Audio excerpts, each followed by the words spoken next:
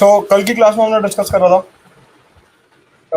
About the principles of the foreign policy of India. कल की class में हमने principles of foreign policy of India शुरू कर दिया था एंड हमने पहला प्रिंसिपल डिस्कस भी कर लिया था पूरे डिटेल में, नॉन अलाइनमेंट। हमने देखा था कि नॉन अलाइनमेंट का मतलब आइसोलेशनिज्म नहीं होता। नॉन अलाइनमेंट का मतलब जो है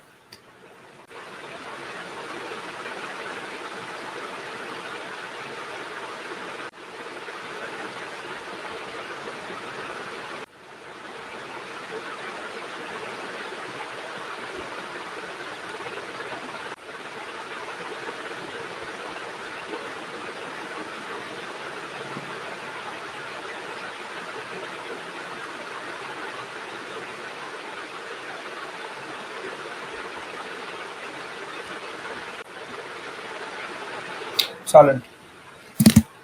नॉन अलाइनमेंट का मतलब इक्विडिस्टेंट नहीं होता। नॉन अलाइनमेंट का मतलब होता है एक्टिव एंगेजमेंट। नॉन अलाइनमेंट का मतलब है that will engage with all the parties and non alignment का मतलब होता है I am audible and visible.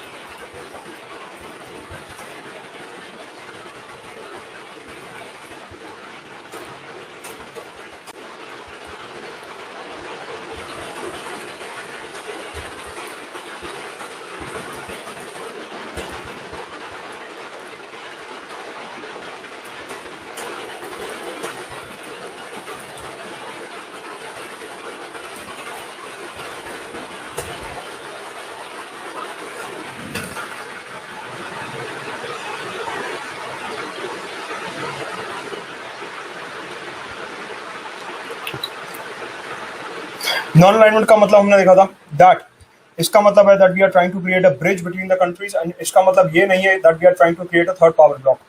ये सारी की सारी चीजें हमने देखी थी। अपार्ट फ्रॉम दैट हमने देखा था कि नॉन अलाइनमेंट का मतलब ये नहीं है that we are a weak nation. Non alignment का मतलब ये है कि हमारी जो पावर है that lies in rule based world order, multipolar rule based world order. Non alignment का मतलब यह है कि हम एक पावर ब्लॉक ज्वाइन करके दूसरे कंट्री को गिराना नहीं चाहते, क्योंकि we believe in rule based world order, we believe in a multipolar world order and hence we do not believe in unipolarism. मतलब कि अगर यूएस और चाइना का कॉन्फ्लिक्ट है तो हम यूएस ब्लॉक ज्वाइन करके यूएस को सुप्रीम पावर नहीं बनाना चाहते, और ना ही हम चाइनीज ब्लॉक ज्वाइन करके चाइना को सुप्रीम पावर बनाना चाहते हैं। एंड हेंस जो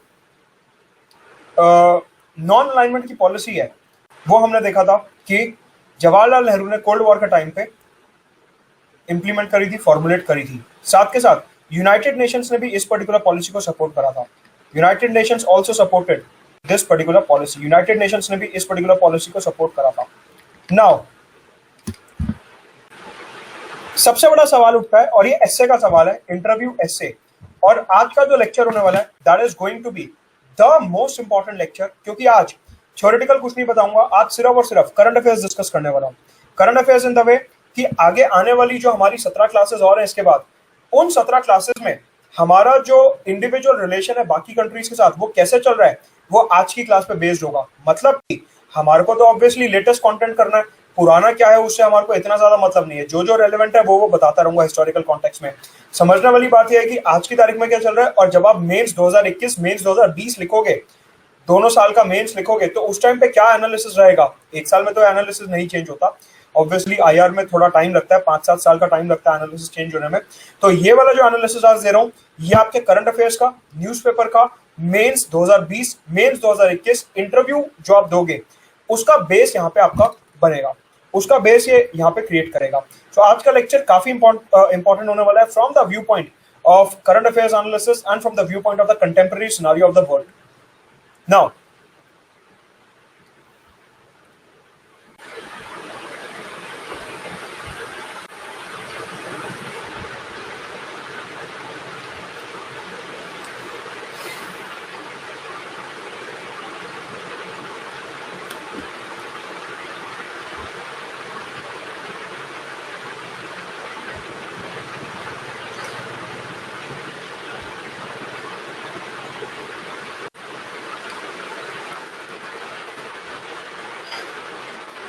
सवाल क्या है, मैं रेफर क्या कर रहा हूं क्वेश्चन, पहले क्वेश्चन समझिए उसके बाद इसका आंसर बताऊंगा।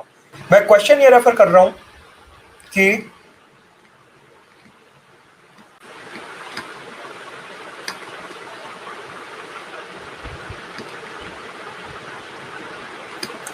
This is the question that I am trying to refer to. ये क्वेश्चन है जो मैं रेफर कर रहा हूं। If non alignment is relevant today, क्या नॉन अलाइनमेंट आज रेलेवेंट है या नहीं है, ये क्वेश्चन है जो हर अखबार के एडिटोरियल में और इधर उधर आता है। अब देखिए, सबसे बड़ी बात है जो मैं आपको बहुत ही स्पष्ट तरीके से बताना चाहूंगा,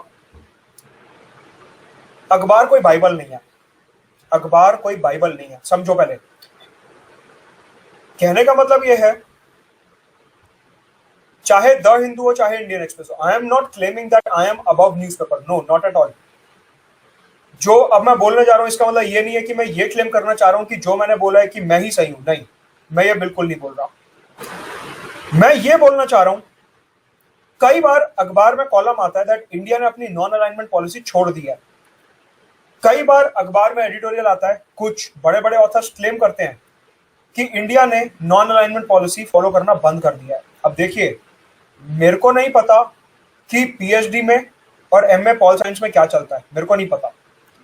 मेरे को इतना पता है कि यूपीएससी में क्या चलेगा, क्योंकि ऑब्वियसली उन लोगों को डिप्लोमेसी का ज्यादा पता है, लेकिन जितना यूपीएससी का मेरे को पता है उन्हें शायद नहीं पता होगा कि यूपीएससी क्या आंसर एक्सेप्ट करने वाला है।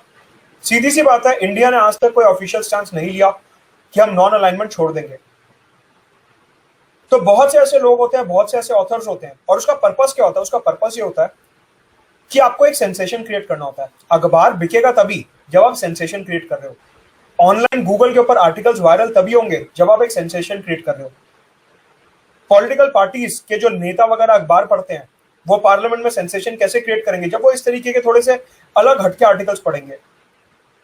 कहने का मतलब ये है कि जो प्रिंसिपल्स मैं यहाँ पे बता रहा हूं, वो प्रिंसिपल 70 साल से यही हैं और वो चेंज नहीं होने वाले। अगर कभी चेंज होंगे तो वो एक बहुत बड़ा इवेंट होगा अपने आप में, जो आपको साफ दिखेगा। एक दो छोटे मोटे एडिटोरियल वगैरह के पीछे अपनी ये प्रिंसिपल्स मत चेंज करना जो फॉरेन पॉलिसी के हम डिस्कस कर रहे हैं। अभी आज भी और पिछले एक दो हफ्ते में मैं कई बार पढ़ चुका एडिटोरियल्स में कि नॉन अलाइनमेंट अब हम फॉलो नहीं करते, एकदम बोगस है वो फ्रॉम द यूपीएससी परस्पेक्टिव। जिस दिन आपने यूपीएससी में लिख दिया कि हम नॉन अलाइनमेंट फॉलो नहीं करते, आपका वो वाला क्वेश्चन तो पक्का गलत है। बाकी क्वेश्चंस का नहीं पता, वो वाला क्वेश्चन तो पक्का गलत है। कहने का मतलब ये है, अखबार पढ़ो, लेकिन अखबार में जो आया है वो 100% सही नहीं होता। क्यों? क्योंकि अखबार को लॉयर्स को भी कैटर करना है, पुलिस को भी कैटर करना है। अखबार जो है वो जर्नल स्टूडेंट्स के लिए भी छपता है, अखबार पॉलिटिकल पार्टीज के लिए भी छपता है। कोई यूपीएससी टाइम्स तो हम पढ़ नहीं रहे जो सिर्फ यूपीएससी पॉइंट ऑफ व्यू से अखबार छपेगा। हम अखबार पढ़ रहे हैं जो जनरल जनता के लिए छप रहा है। बस ये है कि एक में रेलेवेंट न्यूज ज्यादा है, एक में थोड़ी कम है तो अल्टीमेटली अखबार ही, अल्टीमेटली उन्हें भी अपना सेंसेशन चाहिए, उन्हें भी अपनी ऑडियंस चाहिए। तो कहने का मतलब ये है कि हर लाइन लिखी गई अखबार में सत्य नहीं होती, स्पेशली एडिटोरियल्स में। एडिटोरियल्स का मतलब ही क्या होता है कि ऑथर अपना ओपिनियन बता रहा है, और वो साफ लिखा होता है कि वो ऑथर का पर्सनल ओपिनियन है। Freedom of speech and expression के अंडर वो कवर्ड होता है। अगर वो गलत भी है तो आप उसमें कुछ कर नहीं सकते। सो बेटर यही है कि अपनी बुद्धि खुद लगाइए, और अगर आपको लगता है कि इन प्रिंसिपल से डिपार्ट होकर कोई आर्टिकल आया है, उसको वहीं पे छोड़ दीजिए। कई बार आर्टिकल्स मैंने देखे हैं जो कहते हैं कि इंडिया ने जो है यूएस ब्लॉक ज्वाइन कर लिया, इंडिया ने जो है चाइना ब्लॉक ज्वाइन कर लिया, इंडिया ने जो है रशिया का ब्लॉक ज्वाइन कर लिया। एकदम बकवास आर्टिकल्स हैं, एग्जाम में वो स्टैंस चलेगा ही नहीं। They are purely political articles, क्योंकि इसके पीछे भी राजनीति है। क्या? अगर इंडिया ने यूएस ब्लॉक ज्वाइन कर लिया तो हम अपनी लेफ्टिस्ट पार्टीज को ये सिग्नल भेजना चाह रहे हैं कि देखो बीजेपी की सरकार क्या कर रही है, कैपिटलिज्म ज्वाइन कर रही है, तो कल अनशन करना। ये पॉलिटिक्स होती है। कल को अगर कोई पार्टी आती है और वो हम दिखाएं अखबार में कि हम चाइना की ब्लॉक ज्वाइन कर रहे हैं, मतलब कि हम लेफ्टिस्ट बनने जा रहे हैं, वो सिग्नल्स होते हैं। तो ये सारी चीजें जो है अलाइनमेंट वाली, ये आपको एकदम रिजेक्ट कर देनी है। वो आर्टिकल पढ़ना ही नहीं है जहां पे ऐसा कुछ लिखा हो। अखबार पढ़ने का थंब रूल यही होता है कि दिमाग खोल के अखबार पढ़ा जाए। अखबार में लिखी हर बात सच नहीं होती। सवाल उठता है,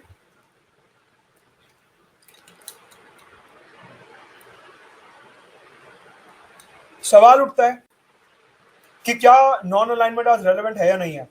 क्या नॉन अलाइनमेंट आज रेलेवेंट है या नहीं है, सवाल ये उठता है। यूपीएससी का जवाब क्या होगा? Non alignment is more relevant than ever before. सीधा सा जवाब। ये हो गया क्रक्स कि हाँ, नॉन अलाइनमेंट आज पहले से ज्यादा रेलेवेंट है। It is more relevant than ever before.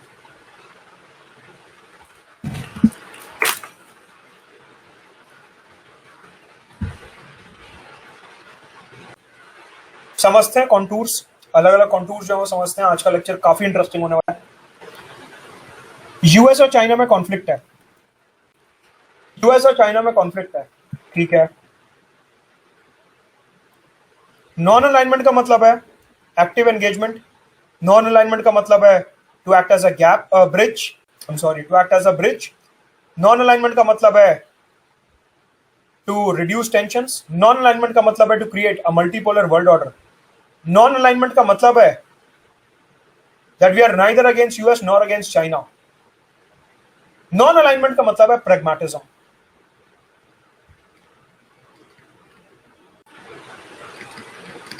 Non alignment का मतलब है क्या? Pragmatism. It simply means pragmatism.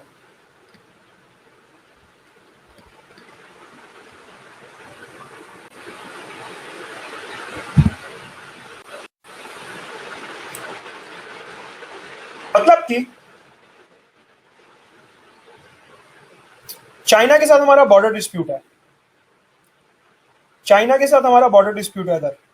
तो उस मुद्दे पे हम चाइना के अगेंस्ट हैं। उस पर्टिकुलर मुद्दे पे हम चाइना के अगेंस्ट हैं, मतलब कि बॉर्डर इशू पे।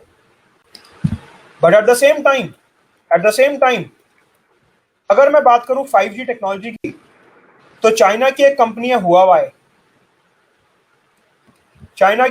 हुआवाई, जिसको हमने परमिट दिया है to conduct 5G trials in India. China की एक कंपनी है टिकटॉक, इंडिया में चलती है। चाइना का एक बैंक है HSBC, Hong Kong and Shanghai bank corporation, India में कितनी ब्रांचेस है उसकी? चाइना की एक कंपनी है Alibaba. Now I am amazed, अभी आजकल ये देशभक्ति का अलग एक कैंपेन चल रहा था, चाइनीज ऐप डिलीट करो। अगर चाइनीज ऐप डिलीट करनी है तो सबसे पहले पेटीएम डिलीट करो। पेटीएम में 40% पैसा अलीबाबा का लगा हुआ है। आपका सारा फाइनेंशियल डेटा चाइना तो ऑलरेडी जा ही रहा है। जितने लोग पेटीएम यूज कर रहे हैं उनका सारा डेटा चाइना जा रहा है। साथ के साथ जो मोबाइल फोन यूज कर रहे हो, जिस लैपटॉप पे क्लास देख रहे हो, वो सब मेड इन चाइना है। क्या क्या डिलीट करोगे? सो द पॉइंट इज, देशभक्ति में एक अलग बात होती है, but we have to take as a bureaucrat, you have to take a mature stance.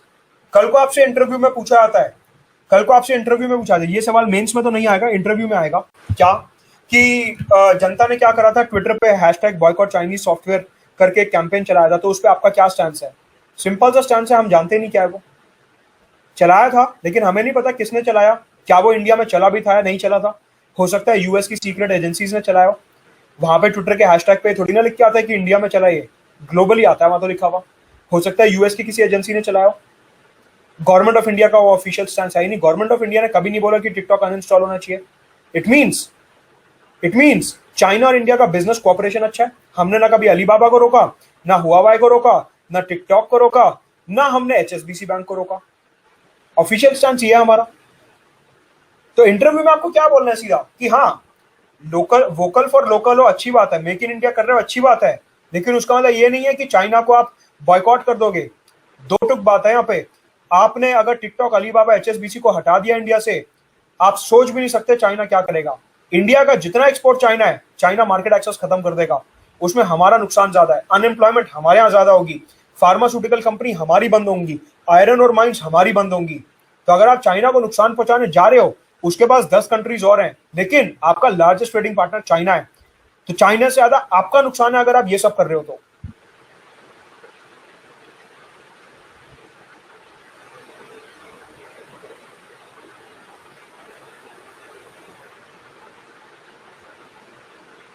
Also ये हो गया चाइना के साथ कोऑपरेशन, कि चाइना के साथ हम ये सब कोऑपरेशन कर रहे हैं। यूएस के साथ हम क्या कर रहे हैं? डिफेंस कोऑपरेशन, यूएस के साथ बहुत मैसिव लेवल पे डिफेंस कोऑपरेशन कर रहे हैं। India is one of the largest defence market for US. China के साथ हम डिफेंस डोमेन में कोऑपरेट नहीं कर रहे। इसका मतलब मेंस में हम कैसे लिखेंगे that when it comes to the defence domain, when it comes to the defence domain, we are actively engaging with US. We are more close to US. We are not equidistant. We are more closer to US when it comes to defense. When it comes to software industry, Infosys TCS के offices हैं यहाँ पे. When it comes to software industry, we are more closer to US. We are more closer to US. Apart from that, if we talk about Indo-Pacific region, if we talk about Indo-Pacific region, we are more closer to US. If we talk about climate change, if we talk about climate change, we are more closer to China.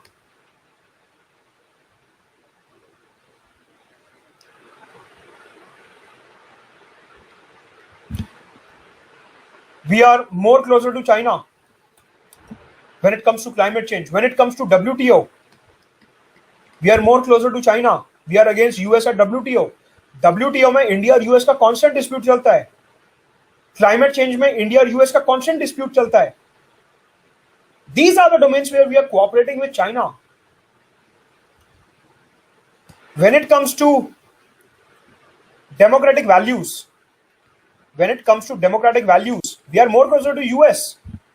हमने US से judicial review लिया है, हमने US से preamble का concept लिया, हमने US से फंडामेंटल राइट्स का कॉन्सेप्ट लिया है। We are more align towards US.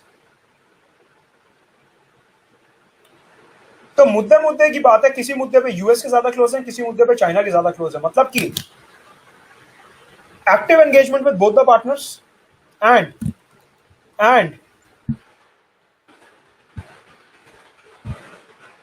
बहुत बहुत बहुत इंपॉर्टेंट एग्जांपल WHO।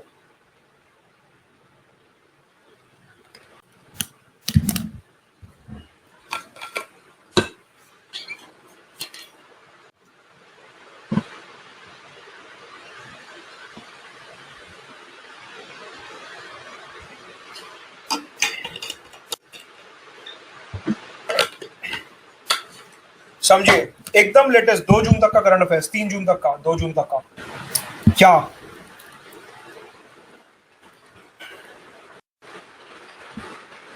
WHO इसकी एक बॉडी है जिसका नाम है world health assembly. World health assembly, WHA, इसे कहते हैं WHA। पेपर में ध्यान से पढ़ना, WHA लिखा है, WHO लिखा है। कहीं WHA को स्पेलिंग मिस्टेक समझ के WHO समझ के क्वेश्चन सॉल्व कराओ, नहीं। WHO है वर्ल्ड हेल्थ ऑर्गेनाइजेशन, उसका एक ऑर्गन है जिसका नाम है वर्ल्ड हेल्थ असेंबली। इंडिया को 3 साल के लिए इसका चेयरमैन चुना गया है। India is the chairman of this body for 3 years, from 2020 till 23। From 2020 till 2023 India is the chairperson of the world health assembly. World health assembly है क्या? Basically World Health Assembly is the executive body. It is the executive body of WHO. WHO के जितने भी major decisions लिए जाते हैं, WHO के जितने भी प्रोग्राम, प्लान्स, इंप्लीमेंटेशन डिस्कस किया जाता है, वो सारा का सारा वर्ल्ड हेल्थ असेंबली में डिस्कस किया जाता है। होमवर्क लिखिए नोटबुक के पीछे, क्या कि कल की क्लास में आप वर्ल्ड हेल्थ असेंबली जो है इसके फैक्ट्स पढ़ के आएंगे कि इसमें 34 कंट्रीज हैं। इसके जो है 34 कंट्रीज हैं, तो कौन सी 34 कंट्रीज हैं जो इसका पार्ट है, वो आप पढ़ के आओगे तो हमारी एक और इंटरनेशनल ऑर्गेनाइजेशन यहाँ से कवर हो जाएगी। जैसा कि हमारा ट्रेंड चल रहा है पहली क्लास से कि हम इंटरनेशनल ऑर्गेनाइजेशन होमवर्क के थ्रू कवर करते जा रहे हैं, राइट। नाउ तो जो वर्ल्ड हेल्थ असेंबली है, इसका चेयरपर्सन है इंडिया। अब क्या हुआ यहाँ पे, इस वर्ल्ड हेल्थ असेंबली में एक तरफ है यूएस, एक तरफ है चाइना।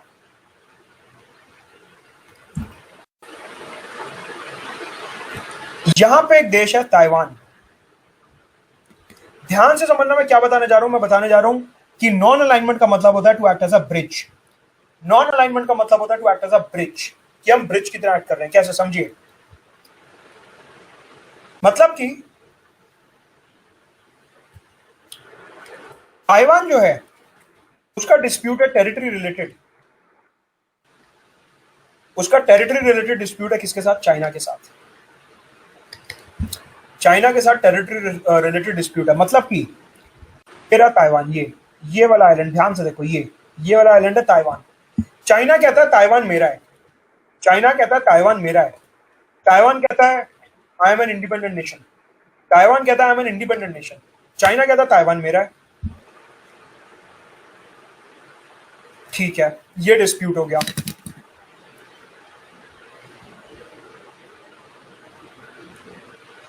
ताइवान ने बोला that I want to attend WHA World Health Assembly as an observer state. As an observer state.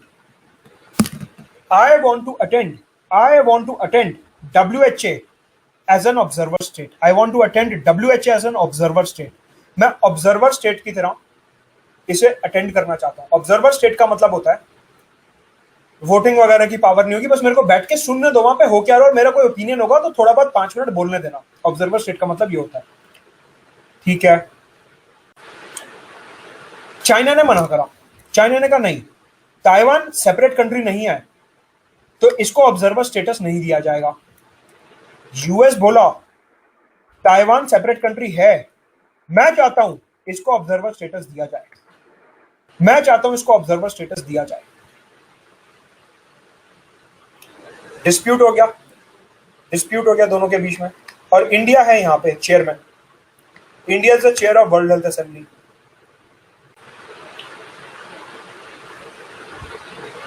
Basically क्या हुआ था इन 2016, 2016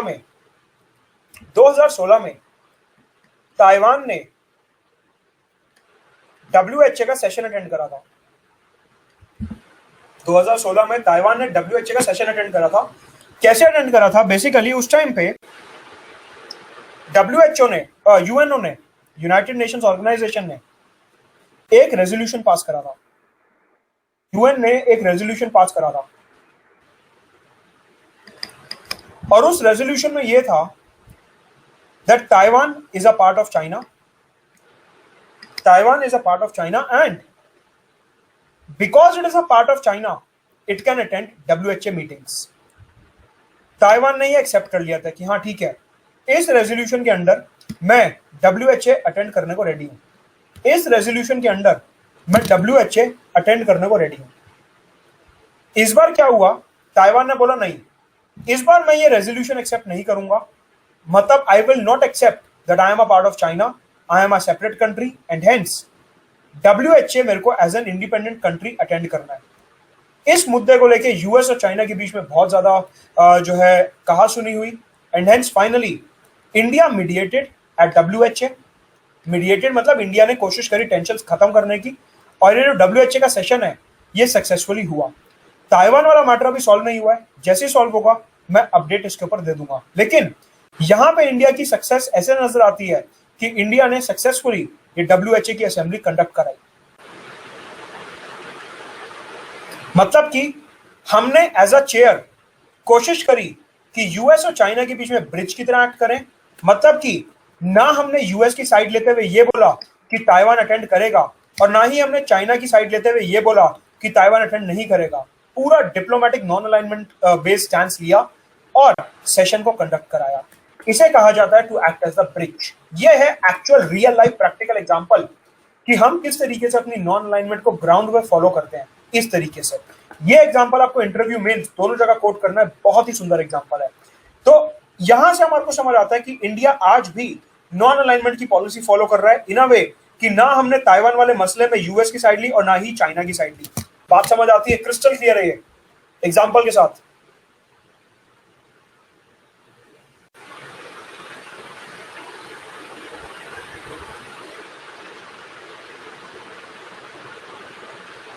लिंक हो रहा है अखबार से लिंक हो रहा है।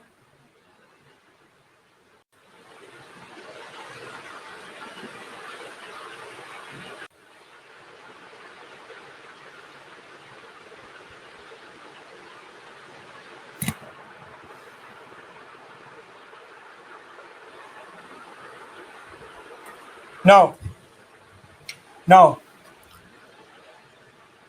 ये हो गया एक मसला कि हम नॉन अलाइनमेंट को रेलेवेंट कैसे बना रहे हैं आज। साथ के साथ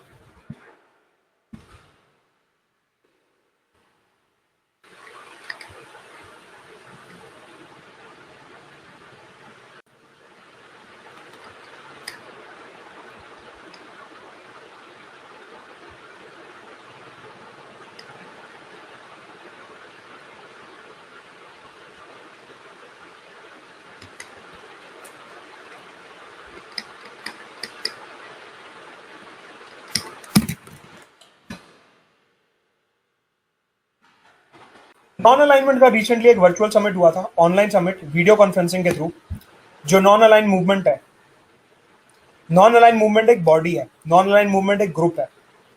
अगला होमवर्क डब्ल्यू एच ए के बाद आप पढ़ोगे कि नॉन अलाइन मूवमेंट क्या बॉडी है। ये एक बॉडी का नाम है जो जवाहरलाल नेहरू इंडोनेशिया, घाना और इजिप्ट ने मिलकर बनाई थी। उस टाइम से बॉडी चली आ रही है और इंडिया इसका फाउंडिंग मेंबर है। तो बेसिकली ये बॉडी कब बनी, आज इसमें कितने मेंबर्स हैं, ये सब आप जो फैक्ट्स वगैरह हैं इसके, वो एक बार आप देखोगे कि जो नॉन अलाइन मूवमेंट है ये एग्जैक्टली क्या है। You look at it now. अभी के लिए इतना समझिए कि जो नॉन अलाइन मूवमेंट है ये एक बॉडी का नाम है that supports and promotes non alignment movement in today's scenario. जो आज के दौर में in the 21st century, in the contemporary world, it promotes the non alignment policy. So prime minister Modi ने अप्रैल और मई के महीने में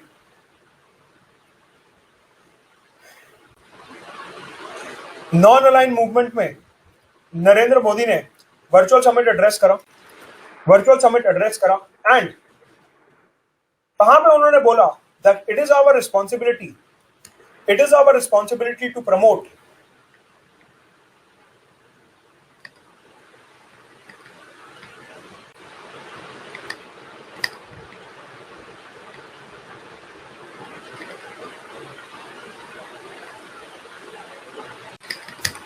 तीन चीजें बोली उन्होंने अपने स्पीच में। उन्होंने तीन चीजें बोली।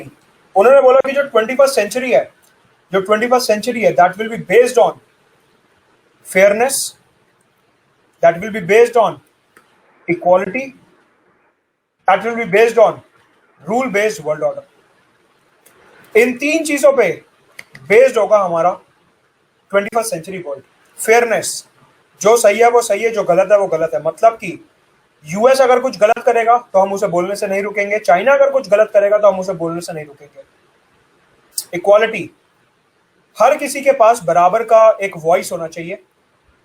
Rule based world order, China जो है ग्लोबल रूल्स वायलेट करके साउथ चाइना सी में एंटर करता है, यूएस ने रूल्स ब्रेक करके ईरान, इराक, लीबिया इन सब देशों में एंट्री करी। तो ये जो दोनों ही तरफ के देश हैं ये रूल्स को कभी ठीक तरीके से फॉलो नहीं करते।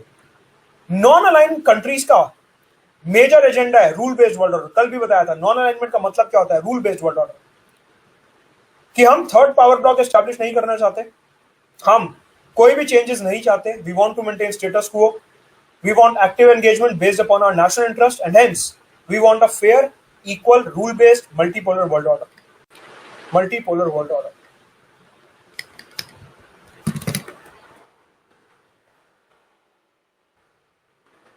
नरेंद्र मोदी ने नॉन अलाइन मूवमेंट के वर्चुअल समिट में तीन बातें बोली और यही तीन बातें कल मैंने आपको बताई थी कि नॉन अलाइनमेंट का मतलब एग्जैक्टली यही होता है, fairness, rule based world order, multipolar world order. तो यहां से हमारे को समझ आता है कि अगर हमारे देश के highest elected representative Narendra Modi, one of the highest, अगर वो नॉन अलाइन मूवमेंट को एड्रेस कर रहे हैं और ये मेजर बातें बोल रहे हैं, यहां से समझ आता है कि हम कितनी ज्यादा इंपॉर्टेंस देते हैं नॉन अलाइन मूवमेंट को।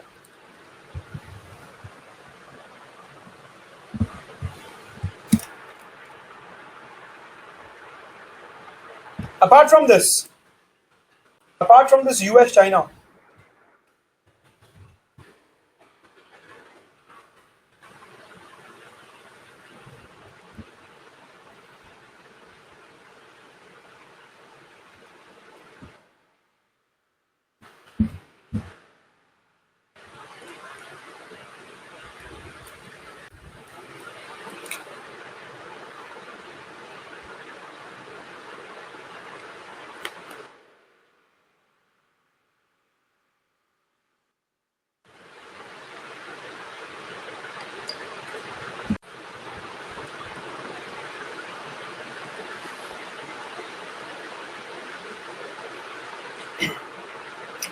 यूएस और ईरान का कॉन्फ्लिक्ट हुआ। ईरान के साथ कल मैंने बताया था कि अगर एक ज्योग्राफी बेस्ड फॉरेन पॉलिसी की बात करें, तो ईरान हमारे लिए काफी ज्यादा इंपॉर्टेंट है in a way that it is helping us to connect to Afghanistan and Central Asia. ये हमारी मदद कर रहा है कैसे, अफगानिस्तान सेंट्रल एशिया में कनेक्टिविटी में। साथ के साथ इधर पर्शियन गल्फ में ईरान का एक गैस फील्ड है, फरजाड बी गैस फील्ड, जो इंडिया एक्सप्लोर करना चाहता है। ओएनजीसी विदेश लिमिटेड इसके टेंडर भर चुकी है, हो सकता है बहुत जल्दी इसका टेंडर हमारे को मिल जाए, फरजाड बी गैस फील्ड। साथ के साथ इधर ईरान में यहां पे we have established the Chabahar port.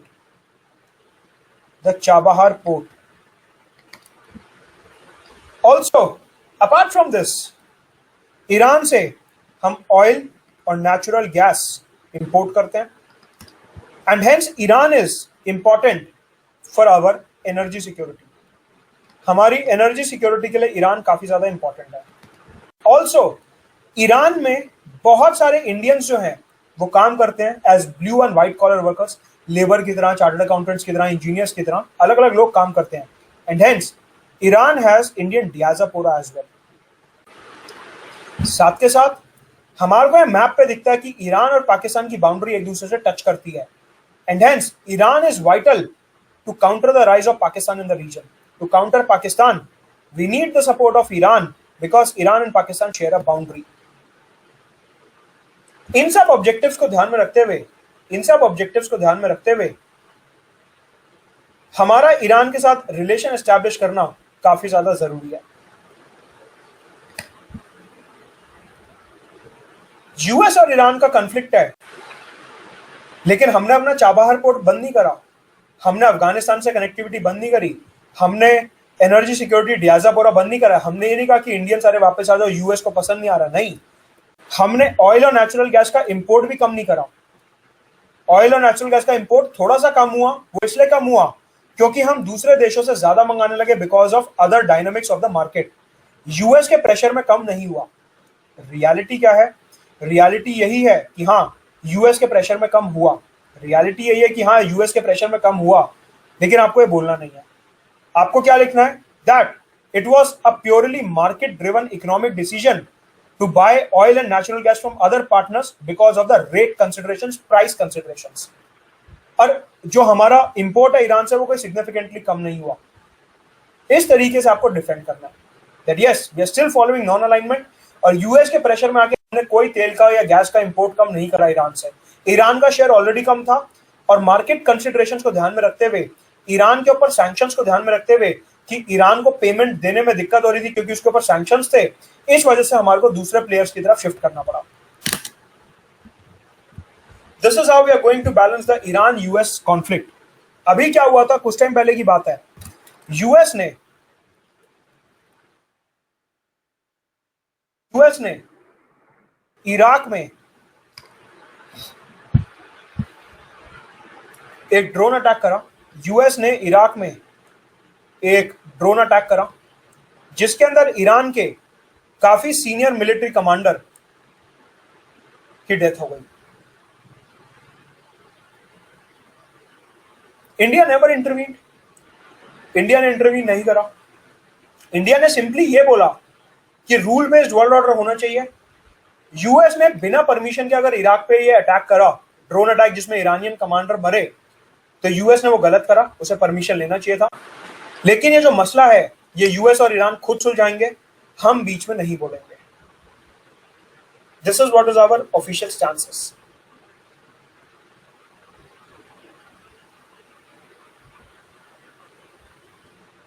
बात समझ आती है?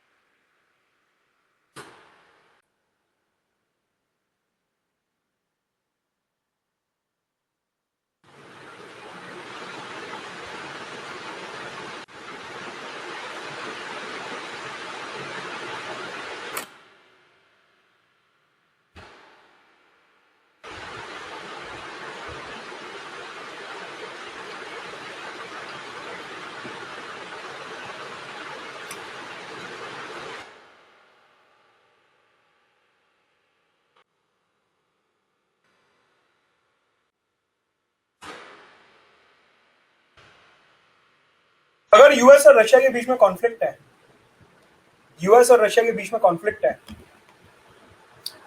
There is conflict between US and Russia,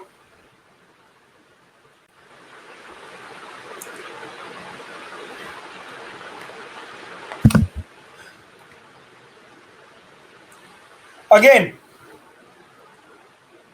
जो हमारा कोऑपरेशन है that is there with both the countries, वो रशिया के साथ भी है और वो यूएस के साथ भी है। हमारा जो कोऑपरेशन है वो दोनों ही देशों के साथ है।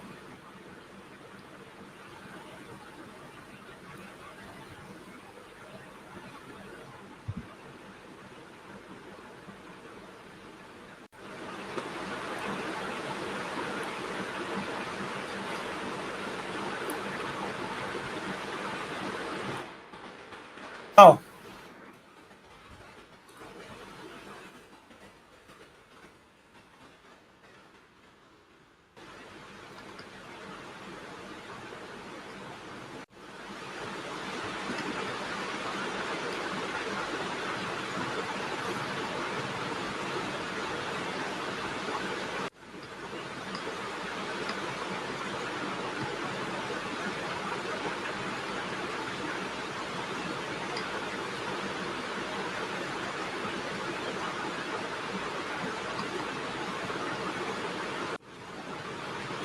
सवाल उठता है कि यहां पे इंडिया जो है क्या रोल प्ले कर सकता है, इंडिया जो है क्या रोल प्ले कर सकता है in the contemporary global scenario under the non align movement. जो नॉन अलाइन मूवमेंट है उस पर्टिकुलर मूवमेंट के अंडर या नॉन अलाइन पॉलिसी के अंदर इंडिया जो है आज दुनिया में क्या रोल प्ले कर सकता है। सबसे पहली बात,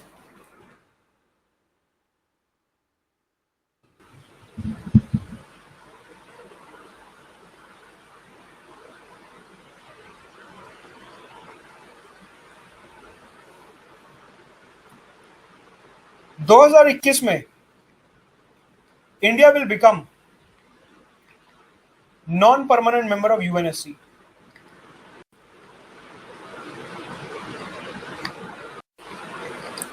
यूनाइटेड नेशन सिक्योरिटी काउंसिल के हम नॉन परमानेंट मेंबर बन जाएंगे। अगर हम ध्यान से समझें, then United Nation Security Council is the body that is entrusted with maintaining security across the world. To maintain security across the world United Nation Security Council का एक काफी बड़ा काम है। नाउ इंडिया अगर यूनाइटेड नेशन सिक्योरिटी काउंसिल का member बनता है non permanent, please focus, non permanent. United Nation Security Council में क्या होता है, 5 परमानेंट मेंबर्स होते हैं, 5 परमानेंट मेंबर्स होते हैं और 10 नॉन परमानेंट मेंबर्स होते हैं। 5 परमानेंट मेंबर्स होते हैं और 10 नॉन परमानेंट मेंबर्स होते हैं। तो इंडिया जो है वो नॉन परमानेंट मेंबर बन रहा है।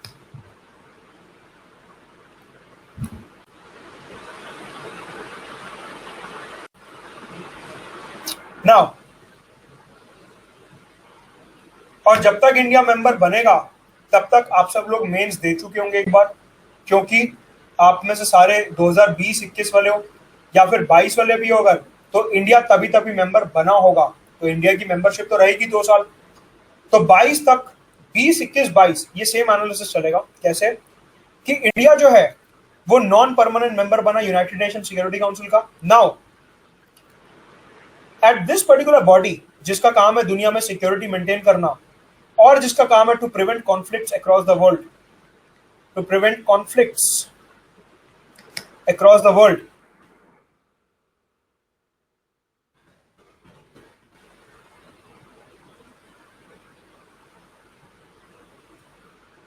अगर यूएस और रशिया के बीच में या यूएस और चाइना के बीच में इधर कोई कॉन्फ्लिक्ट होता है तो इंडिया यहां पे एज अ ब्रिज एक्ट कर सकता है to keep United Nation Security Council relevant.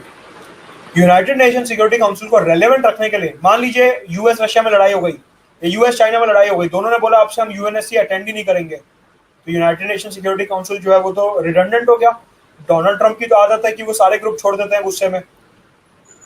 मतलब कि अगर ऐसी कोई स्थिति आती है कि यूनाइटेड नेशन सिक्योरिटी काउंसिल में कॉन्फ्लिक्ट इंक्रीज हो रहा है, उस सिचुएशन में इंडिया जो है यूएस रशिया और यूएस चाइना के बीच में एज अ ब्रिज एक्ट करके ग्रुप को रेलेवेंट रख सकता है,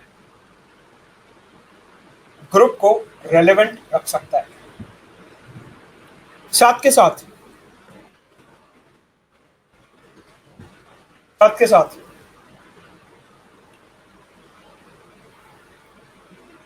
2022 में इंडिया G20 का चेयर होगा।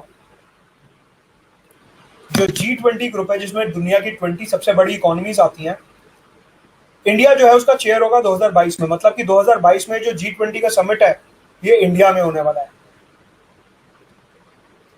अब क्योंकि हम चेयर होंगे तो हमारे पास ज्यादा पावर होगी एजेंडा सेट करने की, क्योंकि इंडिया G20 का चेयर होगा। और इसमें कौन कौन है? इसमें भी रशिया, यूएस और चाइना है। रशिया, यूएस और चाइना इस G20 ग्रुप में है।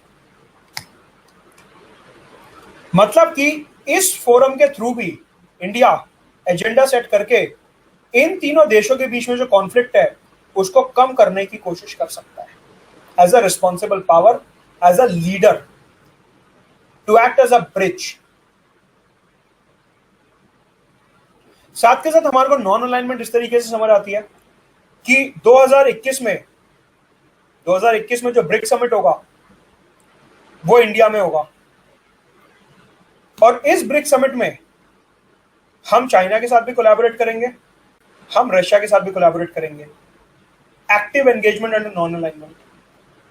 एक्टिव एंगेजमेंट कि इसमें यूएस नहीं है, यूके नहीं है, फ्रांस नहीं है, लेकिन then also in our economic interest we are collaborating with China and Russia under the BRICS. Active engagement in economic interest. साथ के साथ 2020 से लेकर 2023 तक we are the chair of the World Health Assembly at WHO. We are the chair of the World Health Assembly at WHO. तो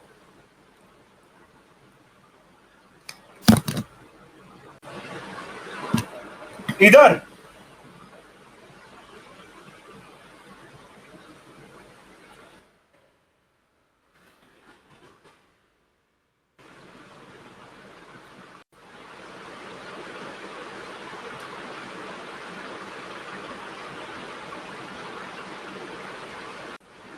India का role रहेगा कि अगले 3 साल,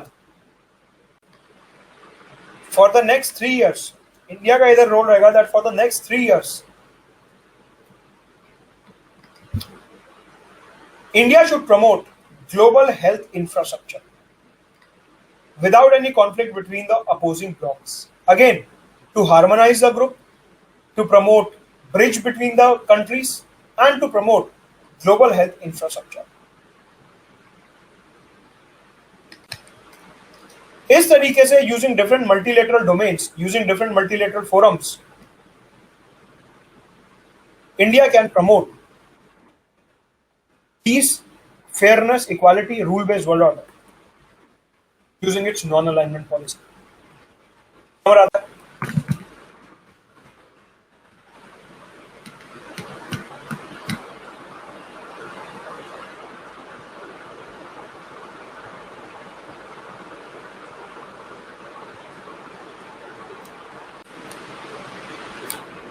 किस तरीके से हमारे को एक ब्रॉड बेस्ड आंसर लिखना है, एक ब्रॉड बेस्ड आंसर लिखना है।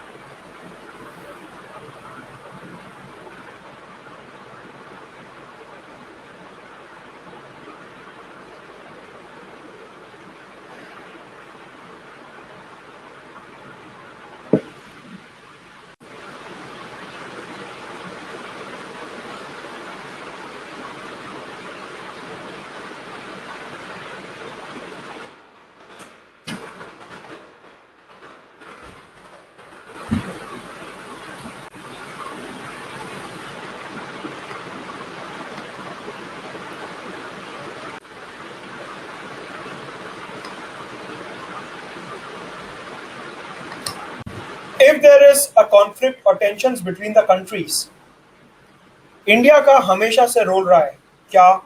To promote peace and tranquility, to promote rule based world order, कि अगर आपका कोई कॉन्फ्लिक्ट है you should resolve it using the global rules, rule based world order. To be non-aligned and actively engage with both the powers in national interest and to maintain our strategic autonomy. जब भी आप देखो किसी country का कोई conflict हो रहा है, हमेशा आपको ये स्टैंस फॉलो करना है, हमेशा.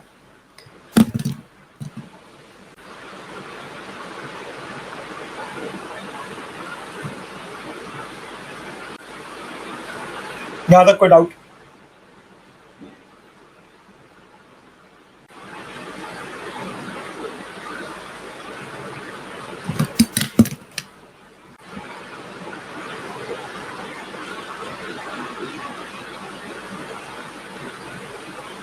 कल बता चुका रूल बेस्ड ऑर्डर क्या है.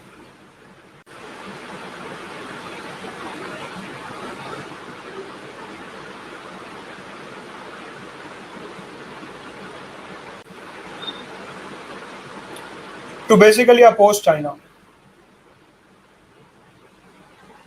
Yes, you can.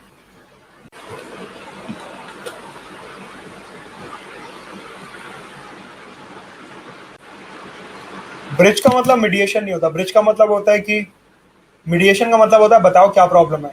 ब्रिज का मतलब होता है ठीक है बाद में लड़ना, अभी मत लड़ो. जो बात है इंटरनेशनल कोर्ट ऑफ जस्टिस जाओ, इधर उधर जाओ, सॉल्व करो.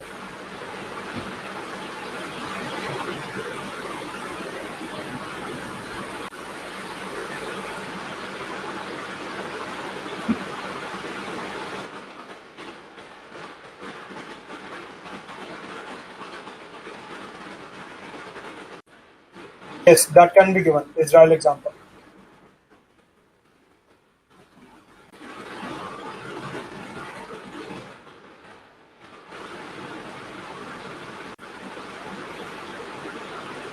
कि हम अगर रशिया और ब्राजील के रशिया चाइना के साथ कोऑपरेट कर रहे हैं तो हम यूएस के साथ भी कोऑपरेट कर रहे हैं. ब्रिक्स का मतलब ये नहीं है that we are anti US.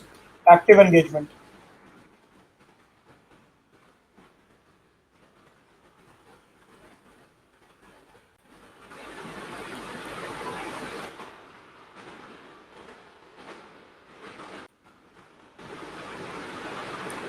यहां पे नहीं, डिप्लोमेसी में नहीं, डिप्लोमेसी में नहीं. No negative connotation.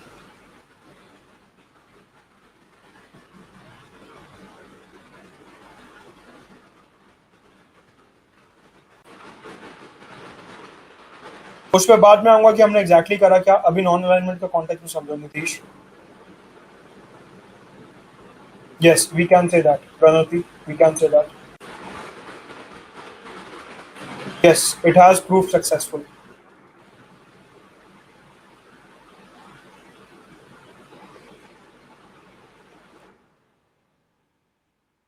Right.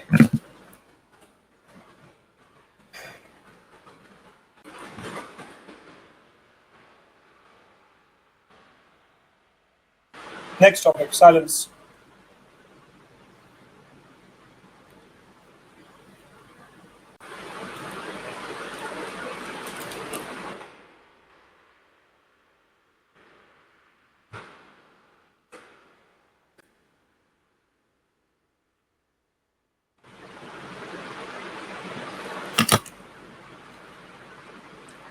तो हम डिस्कस कर रहे थे principle of foreign policy of India, और उसमें भी पहला प्रिंसिपल डिस्कस कर रहे थे नॉन अलाइनमेंट पॉलिसी का.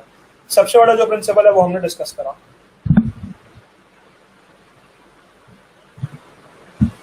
सीधा इसके ऊपर 12 से 15 मार्क का क्वेश्चन बनता है. सो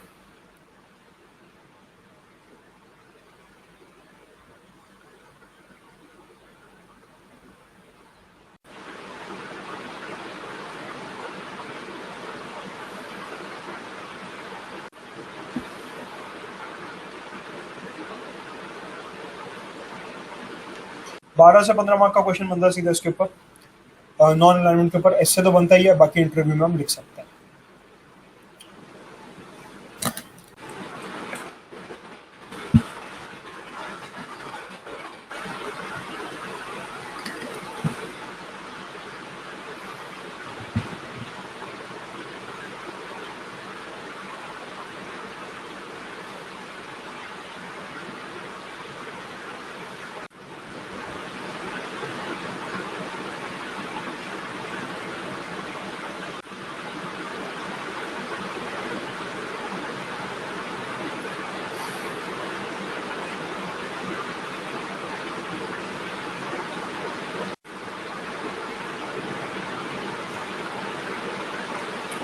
एक कॉन्सेप्ट समझते हैं पहले।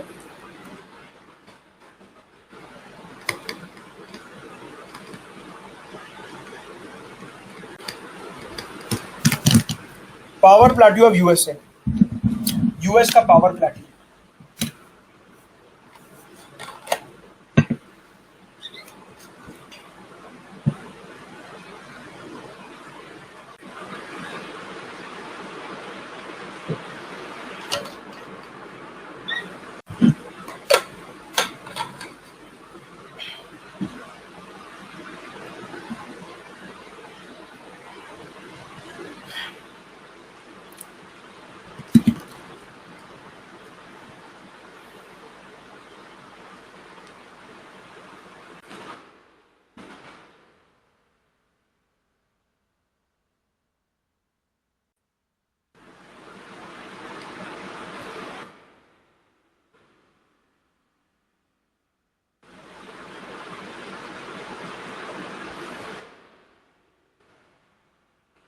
इसे कहते हैं प्लाट्यू। लैंड फॉर्म्स में ज्योग्राफी में क्या होता है? प्लाट्यू।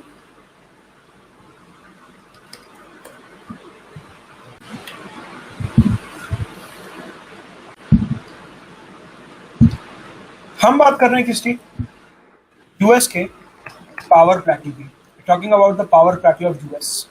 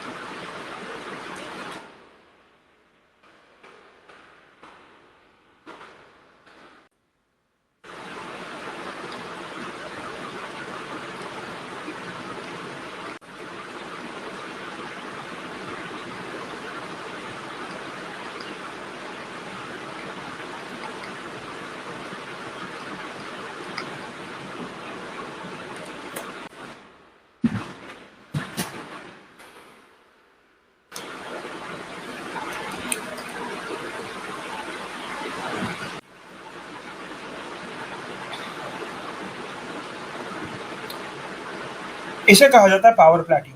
मतलब कि 1945 में 1945 में जब यूएस सेकेंड वर्ल्ड वॉर जीत गया था,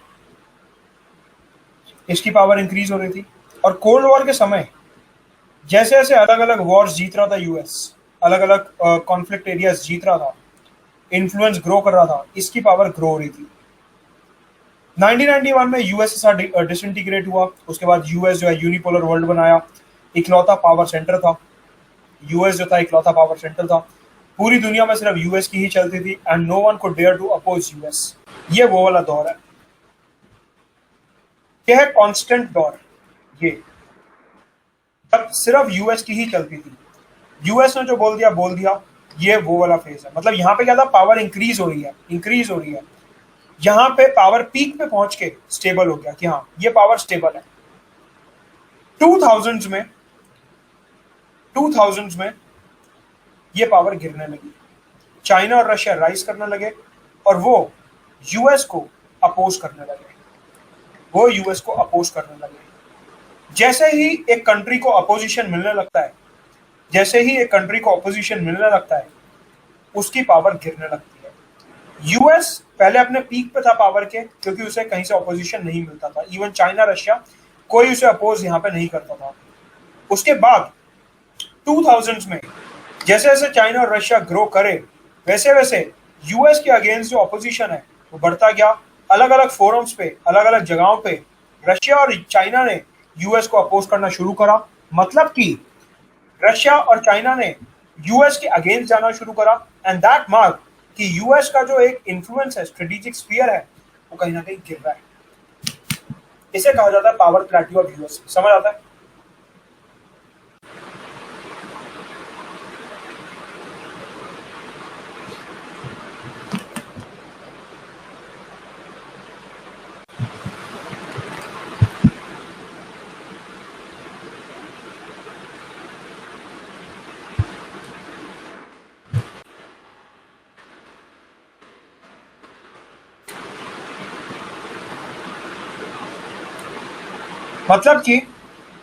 मतलब कि फॉर एग्जाम्पल, अगर मैं कहूं trade war,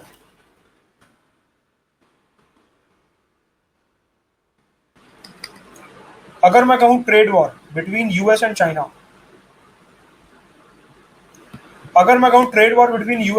then trade war का मतलब क्या है कि चाइना ने यूएस पे टैरिफ्स लगा दिए, मतलब ड्यूटी लगा दी। इस वाले फेज में क्या था कि कोई देश यूएस के अगेंस्ट जा ही नहीं सकता। जैसे ही चाइना और रशिया ग्रो हुए, उन्होंने क्या करा, यूएस के प्रोडक्ट्स के ऊपर ही ड्यूटी लगा दी कि यूएस के प्रोडक्ट्स चाइना में एंटर नहीं करेंगे। गोइंग अगेंस्ट यूएस, मतलब यूएस की पावर कम हो रही है। साथ के साथ चाइना जो है ताइवान के मुद्दे पे डब्ल्यूएचओ में यूएस को अपोज कर रहा था, क्लाइमेट के मुद्दे में यूएनएफसीसीसी में यूएस को अपोज कर रहा था, ओपनली यूएस को क्रिटिसाइज करता है। आजकल यूएस में रेशियल डिस्क्रिमिनेशन की प्रॉब्लम चल रही है, चाइना ओपनली अपने मीडिया में यूएस को क्रिटिसाइज कर रहा है। पहले नहीं कर सकते थे सब, अब कर रहे हैं। मतलब पहले यूएस की पावर ऐसी थी, उसे कोई जो है क्रिटिसाइज कर ही नहीं सकता था ओपनली, नाउ कर रहे हैं। मतलब कि यूएस की जो पावर है, उसका जो डर है, वो कहीं ना कहीं खत्म हो रहा है। डर खत्म तो इज्जत खत्म। बात समझ आ रही है? Power plating, how global order is changing.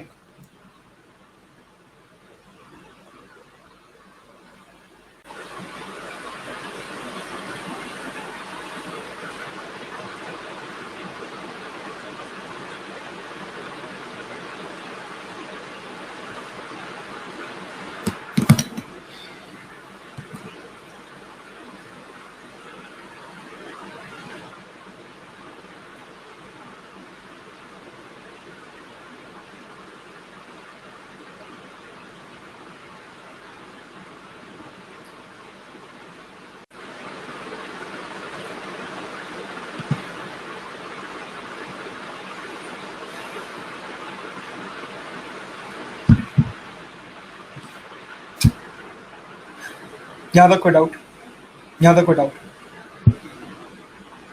Clear है सब? Bit by bit, step by step, समझ आ रहा है सब? बिट बाय बिट, एक एक करके समझ आ रहा है?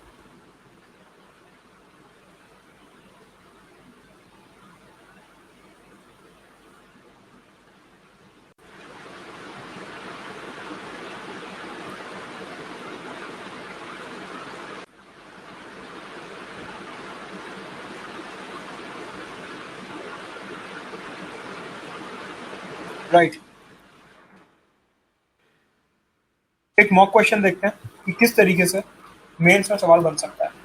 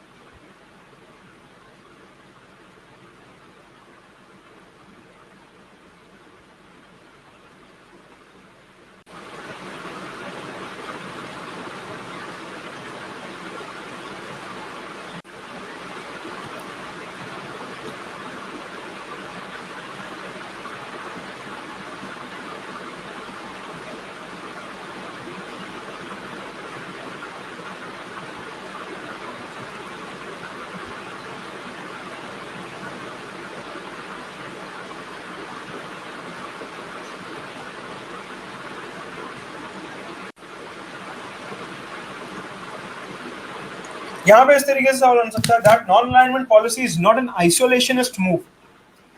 जैसा कि कुछ लोग एक्यूज करते हैं कि हमारी आइसोलेशनिस्ट पॉलिसी है। Non alignment policy is not an isolationist move but a long term strategy to build a peaceful multipolar world. Comment. अब हम क्या करेंगे, exact 2 minute by my clock, exact 2 minute शांति से इसके पॉइंट सोचेंगे और फिर मैं आंसर डिस्कस करूंगा। आपको लिखना कुछ नहीं है, कुछ नहीं लिखना, सिर्फ दिमाग चलाना है। और 2 मिनट ईमानदारी से हम ये सोचेंगे एग्जैक्ट 2 मिनट कि इसमें हम लिख क्या सकते हैं, फिर मैं उसका आंसर बताता हूं। Your time starts now, exact 2 minutes.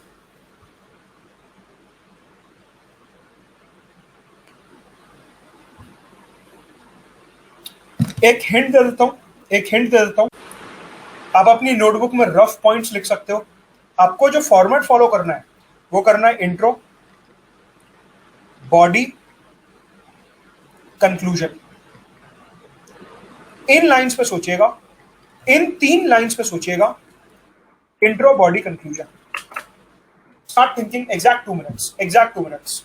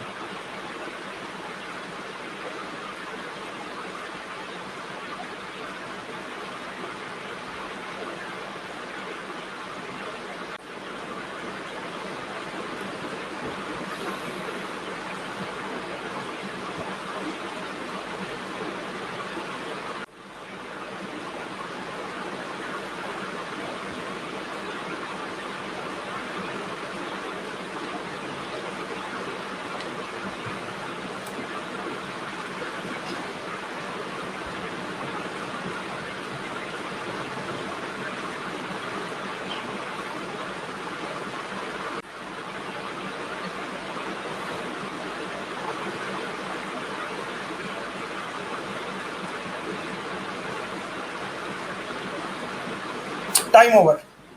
कितना सोच पाए? 10%, 20%, 50%, 90%, कितना सोच पाए? रफ आइडिया कितना सोच पाए?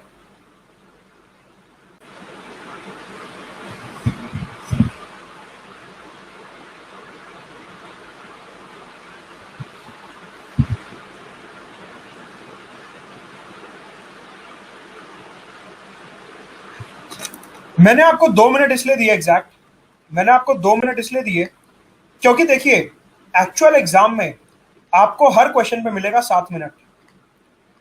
एक्चुअल एग्जाम में आपको हर क्वेश्चन पे 7 मिनट मिलेगा, मतलब कि 2 से 3 मिनट सोचने का और 3 से 4 मिनट लिखने का। ये ब्रेकअप रहता है कि 3 से 4 मिनट में आप लिखोगे और 2 से 3 मिनट में आप सोचोगे। और तभी यहां पे मैंने आपको 2 मिनट दिए सोचने के लिए कि इसे सोच के लिखो। ये नहीं है कि आंसर राइटिंग के नाम पे आधा आधा घंटा लिखे जा रहे हो, लिखे जा रहे हो, लिखे जा रहे हो और जितना मर्जी टाइम ले लो। नहीं, 2 मिनट में सोचना है, 4 मिनट में लिखना है। बात समझ आती है? अपने दिमाग को इतना कंड्यूसिव बनाना है इस चीज को लेके कि 2 से 2.5 मिनट के अंदर सारे पॉइंट्स माइंड में आ जाने चाहिए। ये स्पीड हमारे को डेवलप करनी है, क्योंकि अगर मैं आपको आधा घंटा दे दूंगा सोचने के लिए तो आप फिर एग्जाम में सोच ही नहीं पाओगे।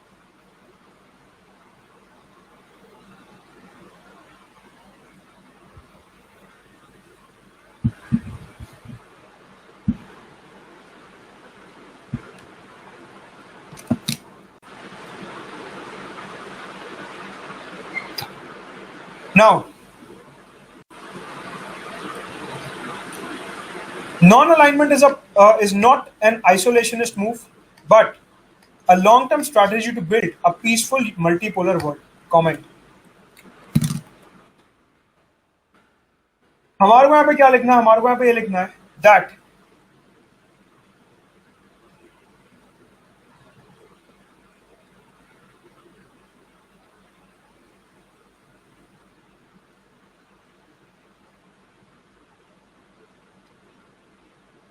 सबसे पहले इंट्रो में क्या लिखेंगे कि जो नॉन अलाइनमेंट की पॉलिसी है that was introduced during the cold war era, ध्यान से सुनना, बिल्कुल ध्यान से, इंट्रो, कि जो नॉन अलाइनमेंट की पॉलिसी है that was introduced during the cold war era, short and crisp. Cold war era, उस टाइम पे दो पावर ब्लॉक थे and India wanted to engage equally with both of India wanted to engage actively with both of them. India wanted to engage and hence non-alignment was formulated. Intro खत्म 20 से 30 words में, intro खत्म। फिर आती है body. Body में हम क्या लिखेंगे? बॉडी में हम ऐसे लिखेंगे कि ये नॉन अलाइनमेंट की वजह से ही, इंट्रो से कनेक्ट करते हुए चलो, ये जो हमने नॉन अलाइनमेंट फॉलो करा, इसी की वजह से ही आज हमारे यूएस और रशिया दोनों के साथ बहुत अच्छे रिलेशन है, which proved to be a long term strategy. Consequently, US और रशिया दोनों के साथ हमारे कंड्यूसिव रिलेशन है, अच्छे रिलेशन है दोनों के साथ ही। अगर हमने अलाइनमेंट पॉलिसी फॉलो करी होती तो हमारे रिलेशन अच्छे नहीं होते। नाउ एनीवेज, तो हम ये लिखेंगे, हम कार्व आउट कैसे करेंगे इस आंसर को कि हमने ये पॉलिसी बनाई, फॉलो करी कोल्ड वॉर के दौरान, हमारे को इससे काफी बेनिफिट हुआ कि मतलब यूएस और रशिया के साथ दोनों के साथ हमारे रिलेशन आज काफी अच्छे हैं। इसी वजह से इन the contemporary times when the renewed cold war is taking place, you right this, in the contemporary times when the renewed cold war is taking place, India can again rely upon this policy so that fault lines can be reduced. और फिर हम लिखेंगे क्या? US China, US Russia, US Iran, Iran Saudi, Israel वगैरह, आगे आएंगे सारे issues. And then we will conclude कि पिछले 70 साल से हम ये पॉलिसी फॉलो कर रहे हैं और इंडिया ने कभी कोई ब्लॉक ज्वाइन नहीं करा to maintain its strategic autonomy, and hence India has been able to take strong decisions to ensure peaceful rule-based multipolar world order. समझ आ रहा है स्ट्रक्चर पूरा?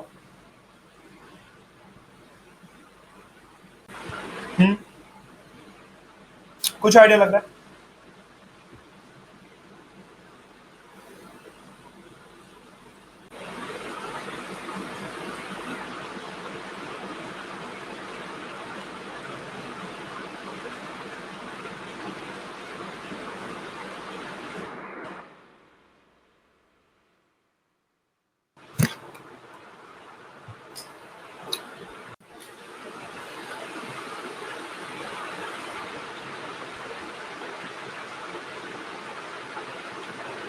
Right.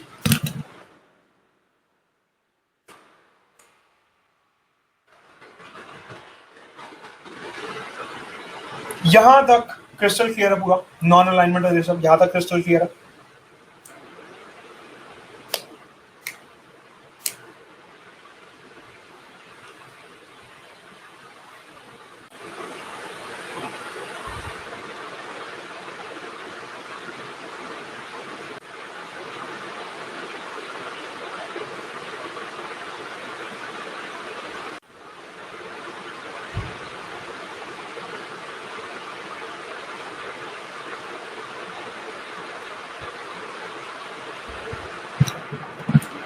Next is Panchsheel principles.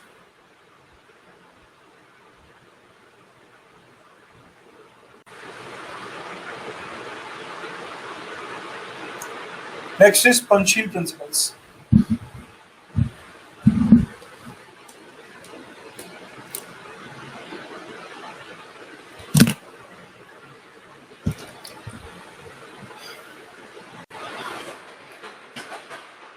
Panchsheel principles basically India और China ने sign करे थे 1954 में। India और चाइना का बॉर्डर डिस्प्यूट चल रहा था, तिब्बत को लेकर डिस्प्यूट चल रहा था और काफी सारे डिस्प्यूट चल रहे थे, देखेंगे हम इंडिया चाइना में। तो उस टाइम पे इंडिया चाइना ने ये प्रिंसिपल साइन करे जिन्हें कहा जाता है पंचील प्रिंसिपल। जब ये प्रिंसिपल साइन हुए, after their signatures they became an integral part of the Indian foreign policy. They became an integral part of the foreign policy of India. And apart from this,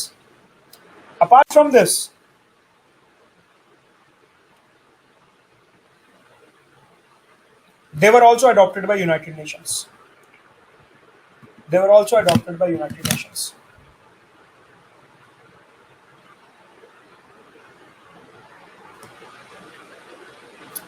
क्या है Panchsheel principal? देखिए, सबसे पहले mutual respect for sovereignty and territorial integrity.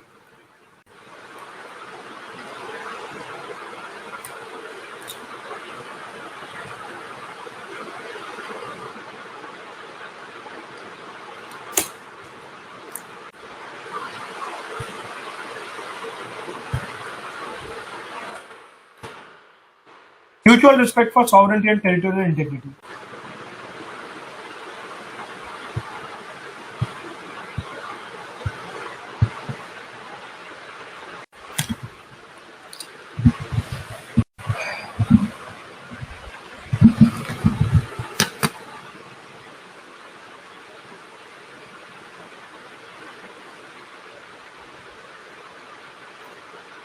मतलब कि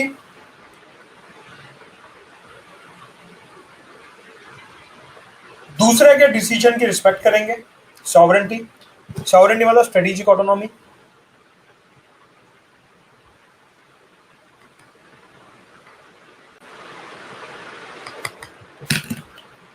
दूसरे के decision का रिस्पेक्ट करेंगे और उनकी टेरिटोरियल इंटीग्रिटी उसका भी रिस्पेक्ट करेंगे।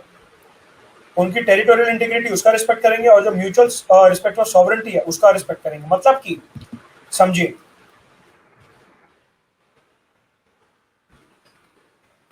ये यूएस है, बिना किसी परमिशन के ये इराक में घुस गया। यस या नो में जवाब देंगे सिर्फ। क्या पंचील लग रहा है यहां पे? क्या यहां पे mutual respect for territorial integrity and sovereignty दिखती है कि हम आपके बॉर्डर्स को रिस्पेक्ट करते हैं, हम आपके डिसीजन को रिस्पेक्ट करते हैं? क्या ऐसा कुछ दिखता है?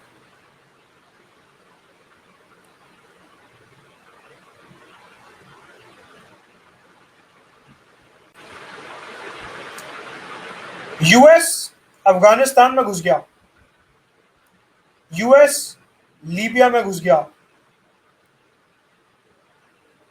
यूएस सीरिया में घुस गया।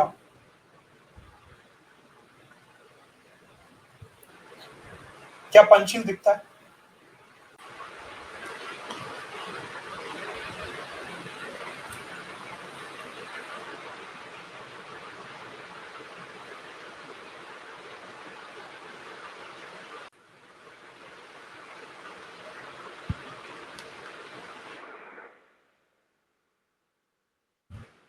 यहां पे सवाल कैसे बनेगा?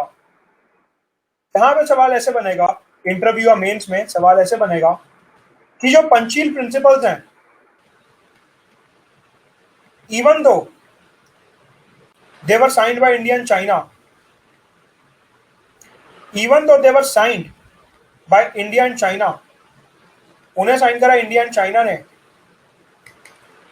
Even though they were signed by India and China,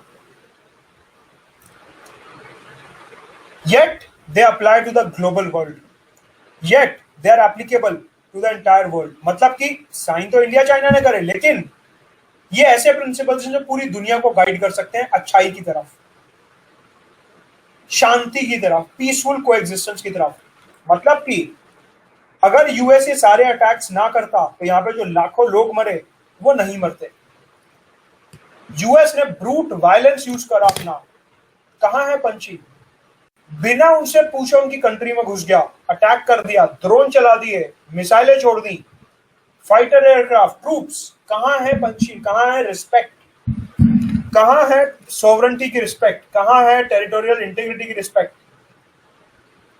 जहां चाहे जब चाहे अपनी मिलिट्री भेज देता है US. On the other side, क्या इंडिया ने कभी नेपाल के साथ ऐसा किया कि अपने ट्रूप्स भेज दिए बिना बोले? क्या हमने बांग्लादेश के साथ ऐसा कभी करा है? क्या हमने भूटान के साथ कभी ऐसा करा है? क्या चाइना के साथ ऐसा करा है? इवन और तो और, हमने कभी पाकिस्तान के साथ ऐसा नहीं करा। हमेशा पाकिस्तान ने पहले हम पे अटैक करा है, हमने हमेशा अपने आप को डिफेंड करा है। हमने कभी म्यांमार में नहीं करा, मालदीव्स में नहीं करा, श्रीलंका में नहीं करा। श्रीलंका में अगर हमारी फोर्सेस गई थी तो वो श्रीलंका के इनविटेशन पे गई थी, उनकी सॉवरेंटी को ध्यान में रखते हुए गई थी। उन्होंने हमसे हेल्प मांगी थी, इसलिए हमने हेल्प करी थी। बिना बताए बिना पूछे नहीं गई थी, correct?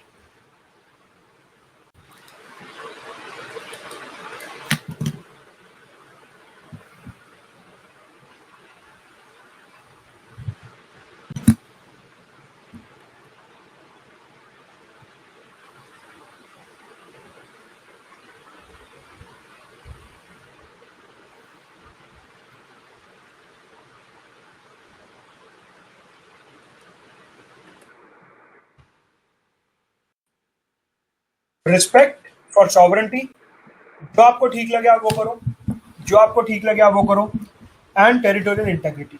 India has been a strict follower of the Panchil principles. India has been a strict follower of the Panchil principles.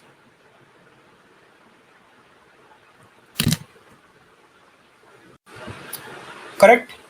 India has been a strict follower of the Panchil principles.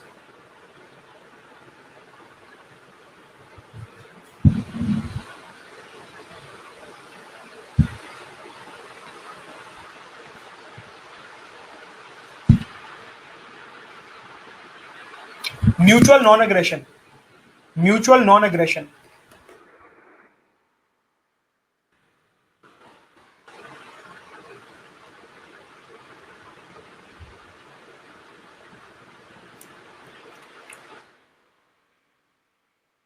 Russia ने यहां पे Crimea नाम का peninsula, में ये story पहले भी बता चुका हूं, रशिया ने 2014 में क्रीमिया को एनेक्स करा था। हाँ है ना? यूक्रेन की जगह थी, यूक्रेन की टेरिटरी थी जो रशिया ने हथिया ली थी। रशिया ने एनेक्स कर लिया था क्रीमिया को।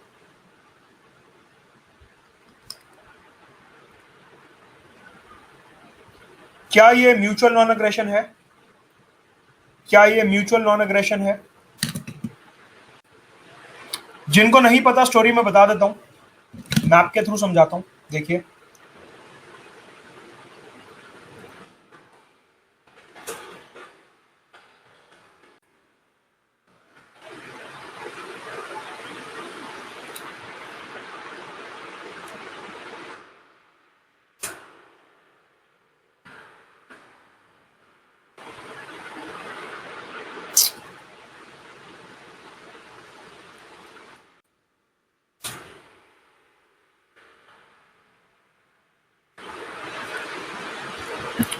see, this is Ukraine.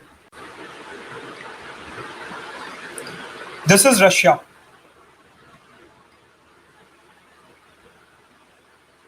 Now, यहां पे ये जगह है जिसका नाम है क्रीमिया, ब्लैक सी में। ये ब्लैक सी है, ये सी ऑफ एजोव है। This is sea of Azov and this is black sea. Black sea और सी ऑफ एजोव में उनको बॉर्डर करते हुए एक पेनिनसुला जिसका नाम है क्रीमिया पेनिनसुला। क्रीमिया, CRIME है, क्रीमिया। यूक्रेन और रशिया के बीच में इसको लेके कन्फ्लिक्ट था, 2014 कह रहा हूं। रशिया ने अपनी आर्मी भेज के इसको एनेक्स कर लिया। तो पंचिल प्रिंसिपल्स के अंडर क्या हम इसे कहेंगे कि ये म्यूचुअल नॉन एग्रेशन है? रशिया ने बड़ी शांति से छीना, क्या ऐसा कहेंगे?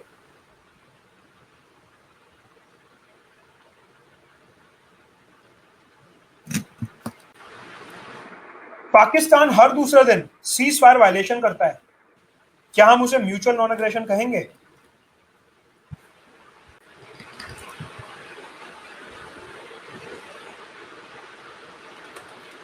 चाइना साउथ चाइना सी में एक्सपेंशन करता है मिलिटरीली। चाइना इंडिया में अपने ट्रूप्स भेजता है, क्या हम इसे टेरिटोरियल इंटीग्रिटी मेंटेन करना कहेंगे? क्या हम इसे कहेंगे कि चाइना टेरिटोरियल इंटीग्रिटी में बिलीव करता है?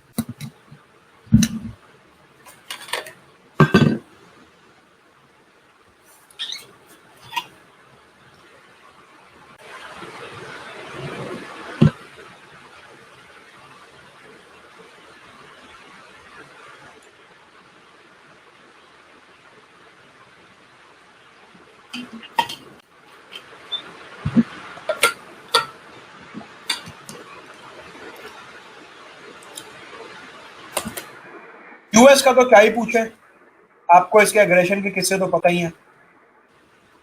क्या इसे कहेंगे म्यूचुअल नॉन एग्रेशन?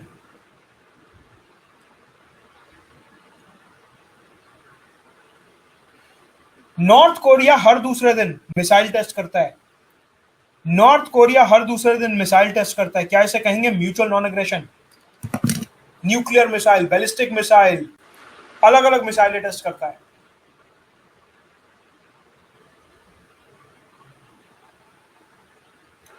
क्या पंचशील प्रिंसिपल आज अगर दुनिया पे लगाएं तो क्या दुनिया में शांति आएगी? अगर सब देश मिलकर पंचशील प्रिंसिपल फॉलो करने लगे तो क्या दुनिया में शांति आएगी? समझ आ रहा है कि आज की दुनिया से कैसे लिंक हो रहा है ये? आज की दुनिया से कैसे लिंक हो रहा है ये? समझ आ रहा है how it is relevant today? 1954 का प्रिंसिपल है लेकिन आज पहले से ज्यादा रेलिवेंट है।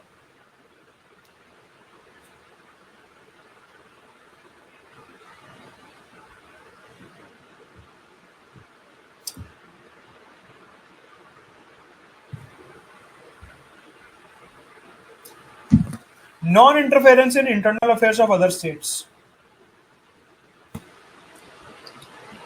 Non-interference in internal affairs of other states. Non-interference in internal affairs of other states. Non-interference.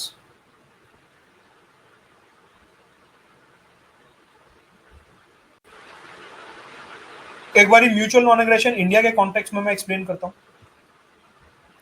India के कॉन्टेक्स्ट में म्यूचुअल नॉन एग्रेशन एक्सप्लेन करता हूं और ज्यादा डिटेल में भाई कि देखिए पाकिस्तान जो है हमेशा आतंकवादी भेजता है। क्या इंडिया ने कभी आतंकवादी भेजे हैं? इंडिया ने कभी प्रॉक्सी वॉर करी है? Mutual non aggression India follow करता है, पाकिस्तान नहीं कर रहा, हमेशा आतंकवादी भेजता है। नेपाल हमारे ऊपर एलिगेशंस लगाता है कि काला पानी और लीपू लेक पास उसका है। हम चाहें तो नेपाल और इंडिया के बीच का बॉर्डर बहुत आसानी से खत्म कर सकते हैं बाय एनेक्सिंग नेपाल। हमने कभी नहीं किया। Non aggression, respect for territorial integrity and sovereignty of Nepal. We respect the people of Nepal, we respect their decision. Bhutan India चाहे तो आज एनेक्स कर सकता है, नहीं करेंगे। We follow Panchsheel principles. एक आतंकी हमला और हम पाकिस्तान के ऊपर अटैक कर सकते हैं, चाइना कुछ नहीं कर पाएगा, बट हम नहीं करते। म्यूचुअल नॉन एग्रेशन, हम हमेशा सेल्फ डिफेंस में एक्ट करते हैं। जो सर्जिकल स्ट्राइक करा, that is not violence, that is not aggression, that is self defence. अगर मेंस में या इंटरव्यू में पूछा जाता है कि सर्जिकल स्ट्राइक क्या था, हम उसे एग्रेशन नहीं कहेंगे, हम उसे कहेंगे सेल्फ डिफेंस। कि सर्जिकल स्ट्राइक जो है that is not against mutual non aggression. Surgical strike हुआ that is not against mutual non aggression. Why? Because it was an act of self defence, और act of self defence is never aggression.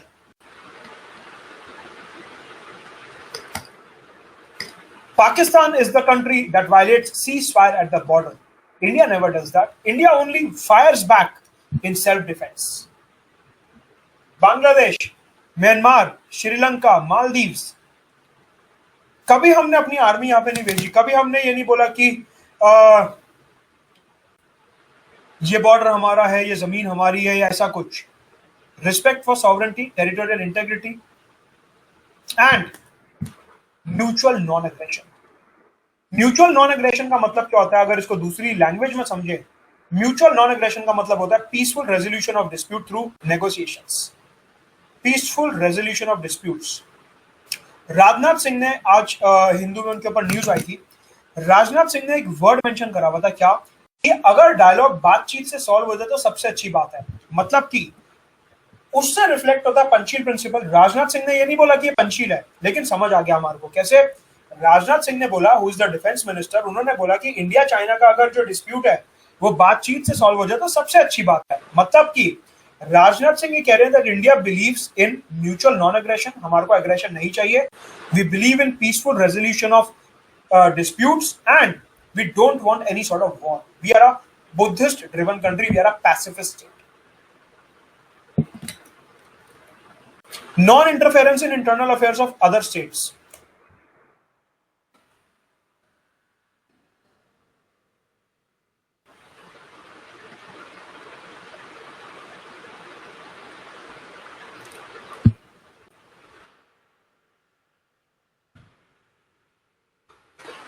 Non-interference in internal affairs. India strictly follows this principle. Non-interference. इसका मतलब क्या होता है?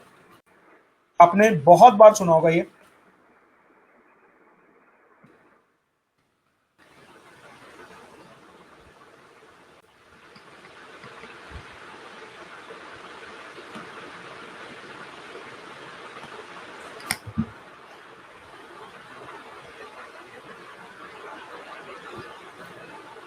US में racial discrimination के attacks हो रहे हैं। इंडिया कभी ये नहीं बोलेगा कि यूएस को ये करना चाहिए, यूएस को वो करना चाहिए। India will never say that. India कभी नहीं बोलेगा कि हमारे को ये करना चाहिए या वो करना चाहिए। इंडिया सिर्फ ये कहेगा कि शांति बनाए रखे यूएस, दैट्स इट। इंडिया हमेशा ये बोलेगा, कभी भी नोट कर लेना। इंडिया कभी ये नहीं कहेगा कि वॉशिंगटन में पुलिस को जो है स्टेशन कर दो, डोनाल्ड ट्रंप को प्रेसिडेंटशिप से हटा दो, ये सब इंडिया कभी नहीं बोलेगा।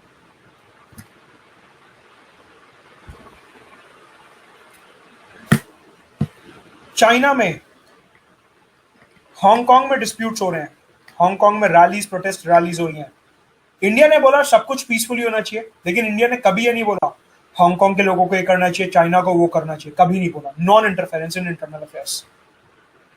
श्रीलंका में तमिल्स को लेकर डिस्प्यूट हुआ, श्रीलंका में तमिल्स को लेकर डिस्प्यूट हुआ। हमने सिर्फ ये बोला कि तमिल जो है वो हमारे लोग हैं, उनका ध्यान रखो। हमने कभी ये नहीं बोला कि आप ऐसे करो वैसे करो, तमिल्स को अरेस्ट कर लो, तमिल्स को पावर दे दो, नो, नेवर। नेपाल में क्षेत्रीस और मधेसीस को लेके डिस्प्यूट रहता है। क्षेत्री एक क्लास है, मधेसी एक क्लास है। इन दोनों क्लासेस के बीच में डिस्प्यूट रहता है। इंडिया कभी इंटरफेयर नहीं करता कि मधेसीस को ये करना चाहिए, क्षेत्रीस को ये करना चाहिए, ब्राह्मण्स को ये करना चाहिए, कभी नहीं बोलता। बांग्लादेश,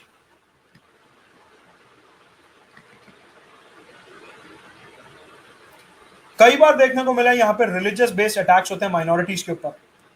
कई बार देखने को मिला रिलीजियस बेस्ड अटैक्स होते हैं माइनॉरिटीज के ऊपर। इंडिया ने हमेशा बोला कि अटैक गलत बात है, लेकिन कभी बांग्लादेश में इंटरफेयर नहीं करा कि ऐसा करो, हम अपनी आर्मी भेज रहे हैं और ये सब। म्यांमार, रोहिंग्यास इशू, म्यांमार ने रोहिंग्यास को निकाल दिया देश से। इंडिया ने कभी नहीं बोला कि रोहिंग्यास को ऐसे क्यों, मतलब ये बोला कि रोहिंग्यास का जो है वेलफेयर होना चाहिए।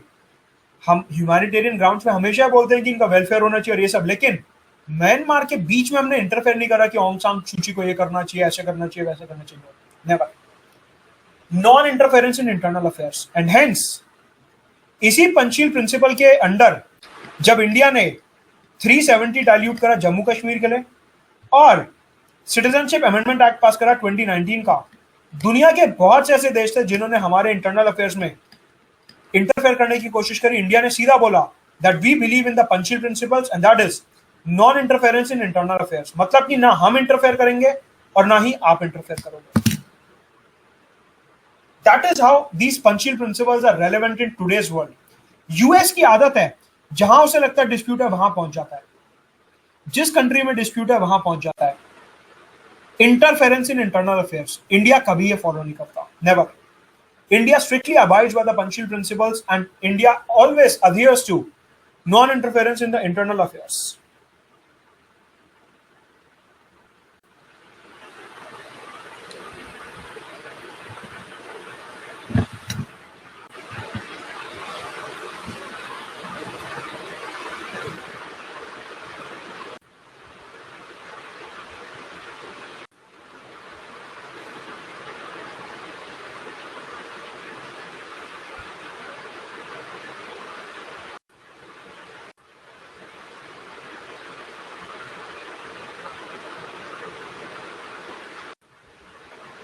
सऊदी अरेबिया में महिलाओं के पास बहुत कम राइट्स हैं। सऊदी अरेबिया में women have very limited rights. India ने कभी नहीं बोला कि आप राइट्स दो। इंडिया ने हमेशा बोला कि हाँ लिबरलिज्म होना चाहिए, लेकिन सऊदी अरेबिया को कभी डिक्टेट नहीं करा कि आप ऐसे करो। नॉन इंटरफेरेंस, वो इंटरनल मैटर है उनका। Is this clear? क्लियर है? समझ आ रहा है? Bit by bit, dot by dot, इससे ज्यादा डिटेल एक्सप्लेनेशन पॉसिबल नहीं है।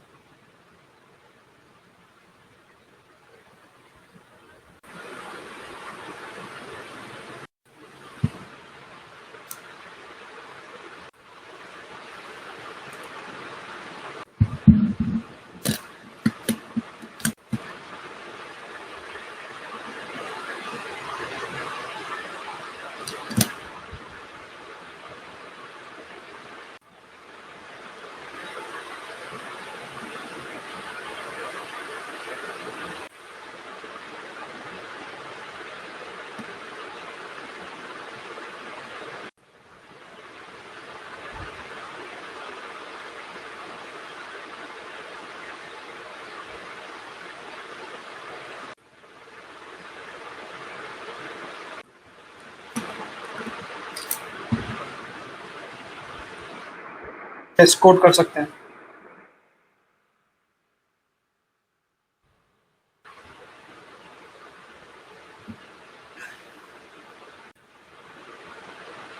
चले आगे।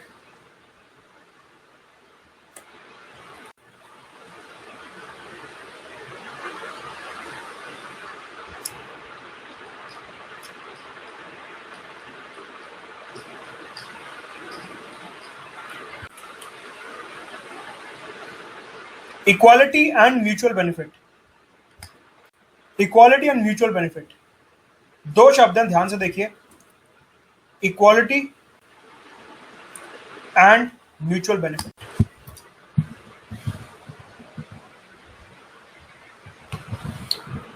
अब समझ आया डे वन से मेंस आंसर राइटिंग की पीपुड़ी क्यों नहीं बजानी चाहिए।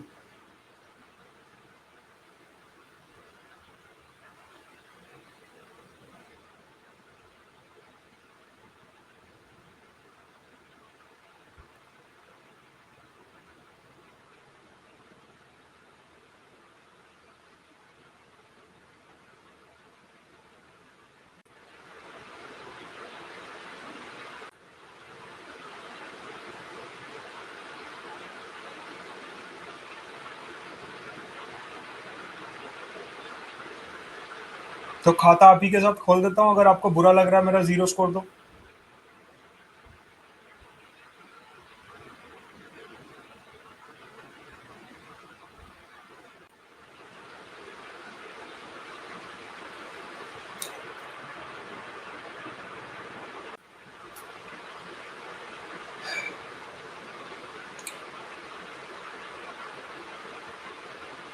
Silence.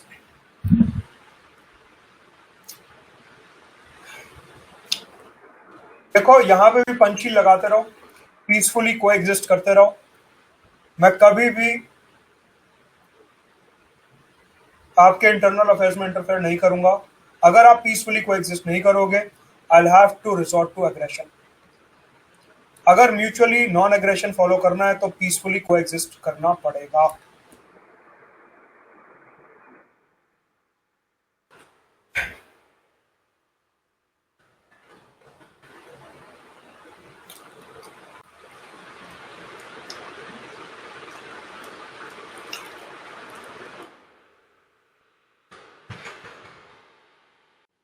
Equality and mutual benefit, silence.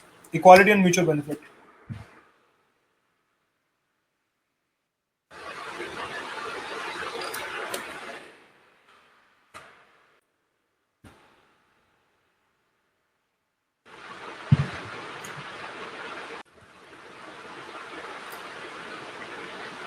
तो अभी तक क्या यहाँ इंस्टॉलमेंट में एक्सप्लेन कर रहा था मैं?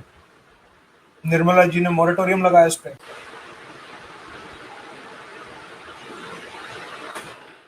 एक ही बार में तो एक्सप्लेन कर रहा हूँ सारा।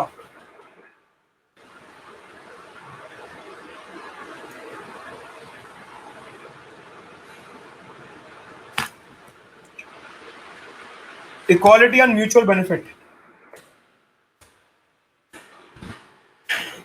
इक्वालिटी एंड म्यूचुअल बेनिफिट मतलब कि इंडिया, मालदीव्स, मालदीव्स बहुत छोटा देश है, बहुत छोटा देश है, जितना बड़ा हमारा लक्षद्वीप है उतना मालदीव्स है, लेकिन हम हमेशा मालदीव्स की रिस्पेक्ट करते हैं, हम हमेशा से इक्वल मानते हैं, चाहे हम साइज में बड़े हैं, चाहे हम इकोनॉमी में बड़े हैं, हम मिलिटरीली बड़े हैं, लेकिन मालदीव्स को हम बराबर मानते हैं। अफ्रीका, ट्रेडिशनली अफ्रीका जो है, ट्रेडिशनली अफ्रीका जो है थोड़ा सा इकोनॉमिकली बैकवर्ड रहा है, फिर भी अफ्रीका के जो डेलीगेट्स हैं, अफ्रीका की जो लोग हैं, अफ्रीका के जो सिटीजन्स इंडिया आते हैं, उनको हम एकदम बराबर का ट्रीटमेंट देते हैं, जैसा कि यूएस के सिटीजन को दे रहे हैं। अफ्रीका के साथ हम उतने ही डीप रिलेशंस बनाते हैं जितना हम किसी और देश के साथ बना रहे हैं, मतलब कि अफ्रीका को हम अपने बराबर का मानते हैं। हमने कभी नहीं बोला that you are a poor continent, no, हमेशा बराबर। सिमिलरली इंडिया और यूएस, चाहे यूएस जो है इंडिया से ज्योग्राफिकली इकोनॉमिकली बड़ा है, लेकिन इंडिया ने हमेशा माना है कि यूएस बराबर है, ना ही हम अपने को किसी से छोटा मानते, ना ही हम अपने से किसी को बड़ा मानते। ये होता है म्यूचुअल बेनिफिट एंड इक्वालिटी, बराबरी। मतलब कि अगर हम यूएस के साथ कोलैबोरेट कर रहे हैं तो हमारा और यूएस का दोनों का फायदा होना चाहिए। मतलब कि यूएस से हमने आर्म्स खरीदे, अगर यूएस से हमने आर्म्स खरीदे तो हमारा फायदा, हमारी डिफेंस प्रिपेयर्डनेस बढ़ रही है, यूएस का फायदा, उसको पैसे मिल रहे हैं। अफ्रीका को हमने असिस्टेंस दी, एड दी, ह्यूमैनिटेरियन, एजुकेशन, हेल्थ, पलटे में अफ्रीका क्या कर रहा है, हमारे को यूनाइटेड नेशंस में सपोर्ट कर रहा है, out of goodwill, out of goodwill. Mozambique जो कंट्री है अफ्रीका में, वहां से हमने पल्सेस मंगाए, तो अफ्रीका का क्या फायदा, उसे डॉलर मिल रहा है। Maldives,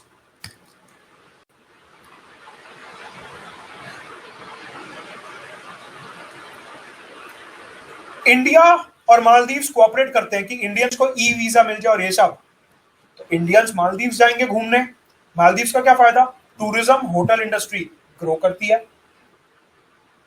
mutual benefit, mutual benefit, हम कभी भी ये नहीं कहते कि सिर्फ हमारा फायदा हो, प्लीज नोट, हम कभी भी डिप्लोमेसी में ये नहीं बोलते हमारा फायदा हो।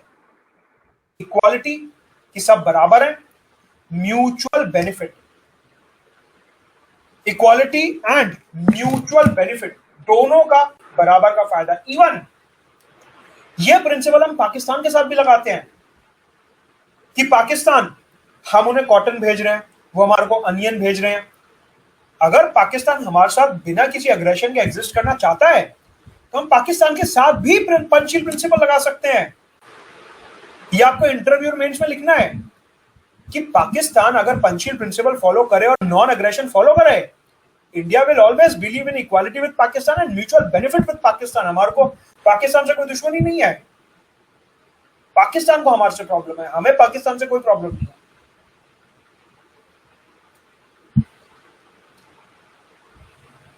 पाकिस्तान हमारी सॉवरेनिटी की रिस्पेक्ट करे, पाकिस्तान हमारी टेरिटोरियल इंटीग्रिटी की रिस्पेक्ट करे, पाकिस्तान गिलगिट बाल्टिस्तान जो हमारा रीजन है वहां से अपना सीपैक ना निकाले, हम बिल्कुल पाकिस्तान के साथ कोलैबोरेट करेंगे।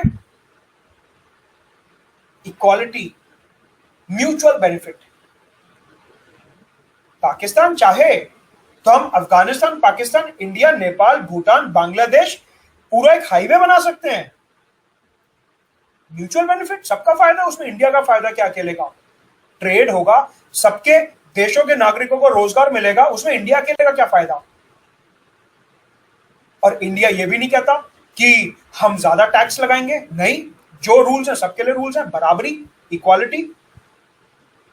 इवन पैसिफिक आइलैंड के छोटे छोटे देश जो हैं, फिजी वगैरह, हम उनको भी बराबर मानते हैं कि क्लाइमेट चेंज अगर हमारे लिए दिक्कत है, उनके लिए भी दिक्कत है, बिल्कुल बराबरी की बात करते हैं।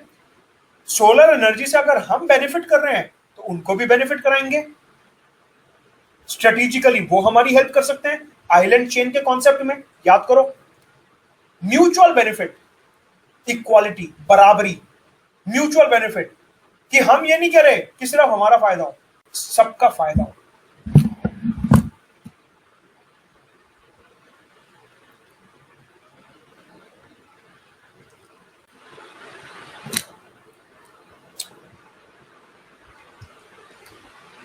साइलेंस एकदम।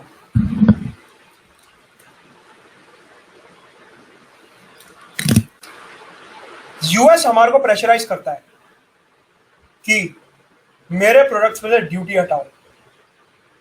यूएस हमारे को प्रेशराइज करता है मेरे प्रोडक्ट्स में से ड्यूटी हटाओ। ये इक्वालिटी थोड़ी ना हुई। प्रेशराइज मत करो, प्रॉपरली नेगोशिएट करो, that is equality. Properly negotiate करो, दैट इज इक्वालिटी।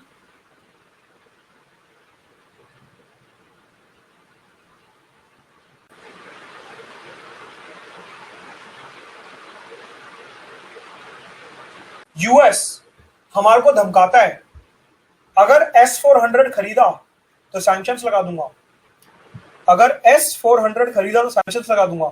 लगाओ, लगाओ सैंक्शंस, हम तो खरीदेंगे।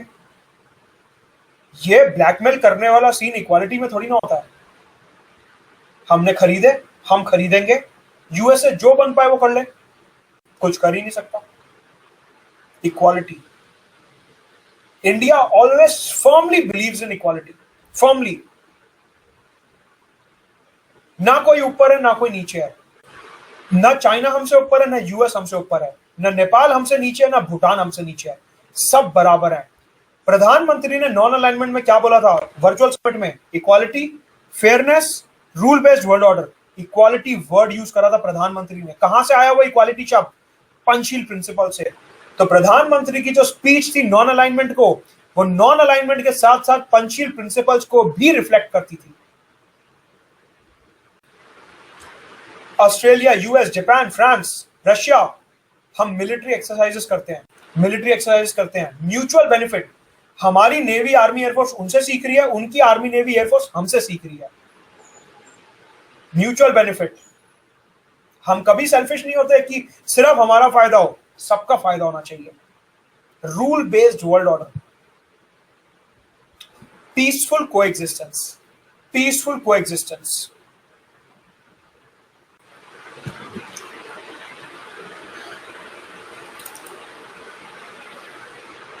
पीसफुल कोएग्जिस्टेंस मतलब कि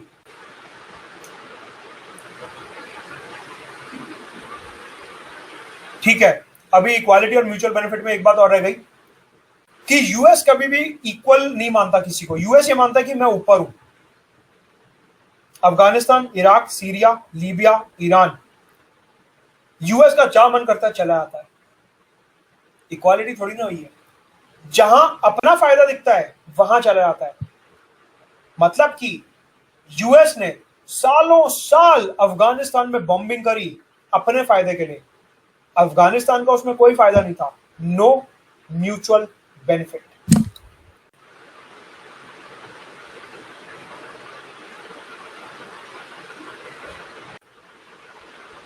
सालों साल इराक में बॉम्बिंग करी, लाखों लोग मर गए, बेघर हो गए, रेफ्यूजी बन गए, माइग्रेंट्स का इशू हो गया।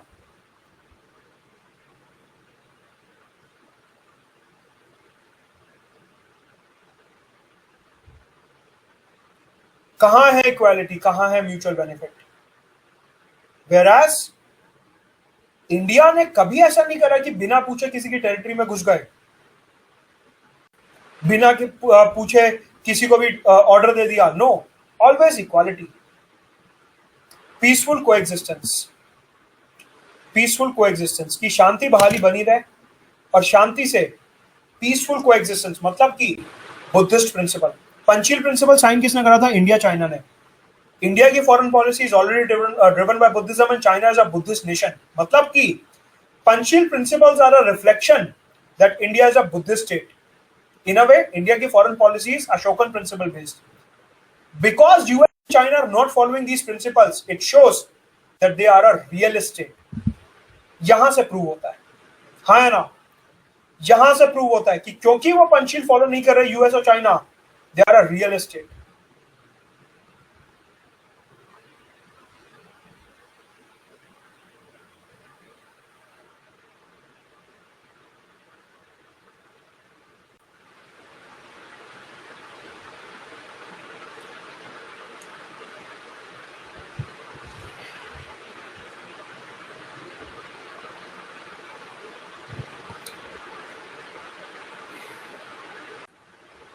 Peaceful coexistence. अगर पूछा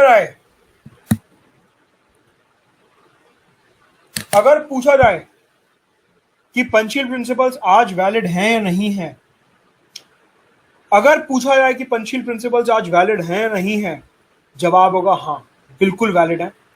मतलब कि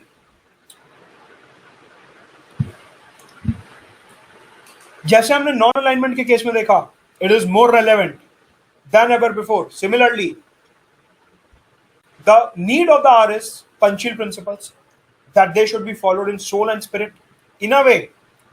They should be followed in soul and spirit in a way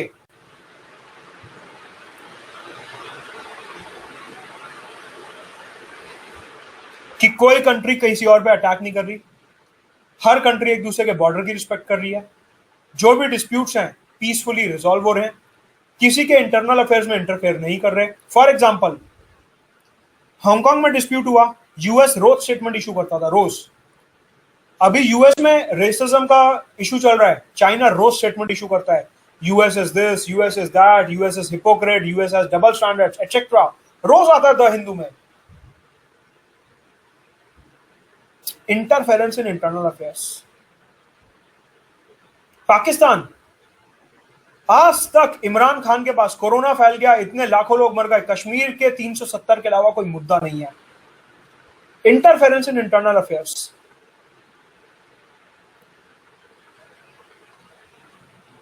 China, आज के ही अखबार में लेटेस्ट करंट अफेयर्स, किसने अखबार पढ़ा है प्लीज बताइए। गिलगिट बाल्टिस्तान रीजन में चाइना कौन सा हाइड्रो पावर प्रोजेक्ट डेवलप कर रहा है, जल्दी बताइए। अखबार पढ़ा आज का तो पता होगा, कौन सा हाइड्रो पावर प्रोजेक्ट डेवलप कर रहा है। Very good.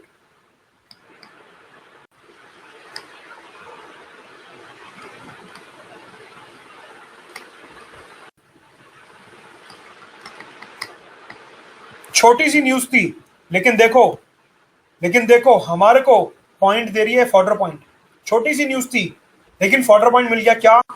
ये पंचशील के अगेंस्ट है, कि ये जो कोहाला प्रोजेक्ट है, चाइना पाकिस्तान इकोनॉमिक कॉरिडोर है, that is against Panchsheel principle. कैसे? क्योंकि गिलगिट बाल्टिस्तान इंडिया का रीजन है and they are not showing any respect for territorial integrity.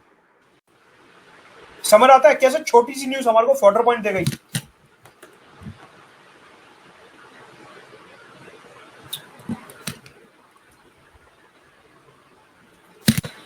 तो आज रुकेंगे यहां पे,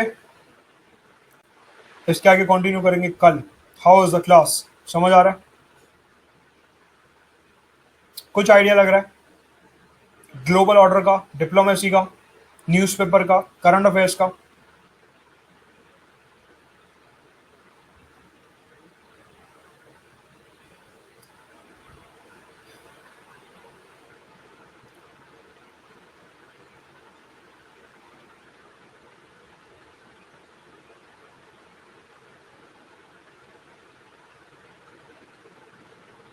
कह सकते हो इकोनॉमिक अग्रेशन।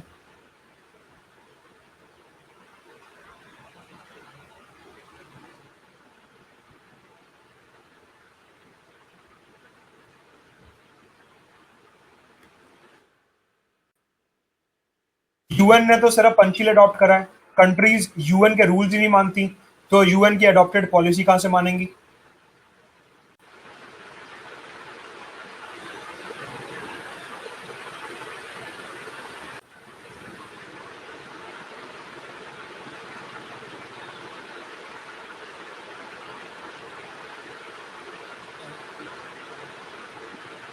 क्योंकि पर कैपिटा इनकम लो है चाइना का।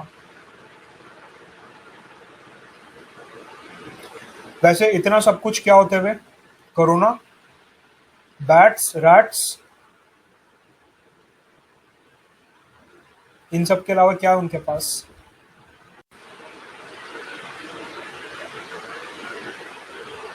कोट कर सकते हो।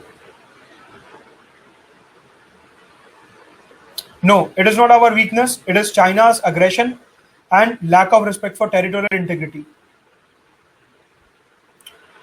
S-400 इंडिया रशिया में बताऊंगा, बाइंडिंग नहीं है पंचशील।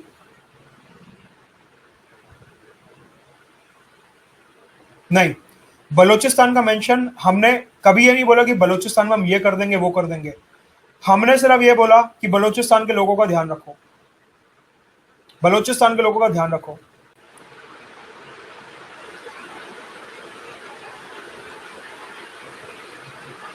और वैसे भी वो सारी चीजें जो हैं, वो सारी चीजें जो है पॉलिटिकल रैलीज में बोली जाती हैं। That is not the official statement of ministry of external affairs. नहीं, वो नहीं आएगा क्योंकि वो पीसफुली रिजॉल्व कर रहे हैं, वो यहाँ पे नहीं आएगा। डिस्प्यूट है तो पीसफुली रिजॉल्व करेंगे। ईस्ट अफ्रीका क्यों इंपॉर्टेंट है? क्योंकि इंडियन ओशन के साथ बाउंड्री है, आइलैंड चेन का कॉन्सेप्ट।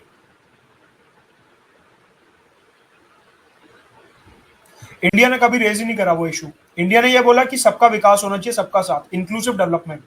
इंडिया ने नेपाल को जाके ये नहीं बोला कि मधेसीज को पावर दो। इंडिया ने बोला कि अगर किसी कम्युनिटी को कंसर्न है तो वो कंसर्न हमारे को देखना चाहिए। इंडिया ने ये बोला। इंडिया ने ये नहीं बोला कि मधेसीज को पावर दो। We never interfere. ऐसे तो इंटरफेयर करते हैं, ऑन ग्राउंड तो इंटरफेयर करते हैं, लेकिन ऑन पेपर नहीं करते। हमारे को ऑन पेपर याद करना है। No, spice is not violation.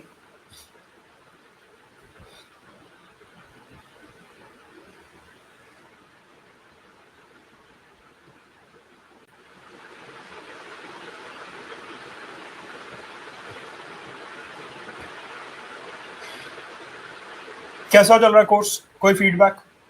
How is the course going? India का क्या व्यू होगा? Rejected it? पंचील के अगेंस्ट है? थोड़ी थोड़ी मेंटेन कर रखी है जापान में, थोड़ी थोड़ी, ज्यादा नहीं। Any feedback? रिलेशनशिप नहीं है, सेपरेट पिलर्स हैं, सेपरेट पिलर्स हैं। ग्रुप वो फुल हो चुका, देखो वो फुल हो चुका है, उसमें 257 मेंबर्स हो चुके हैं। तो उसका लिंक शेयर करके भी कोई फायदा नहीं, और रोज रोज मैं लिंक शेयर करूंगा भी नहीं। ऑलरेडी कर चुका, दोबारा रोज रोज ये काम नहीं है मेरे को। I won't.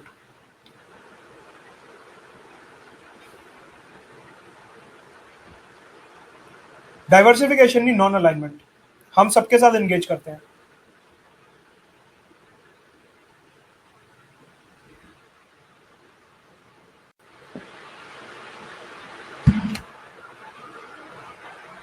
Thank you so much.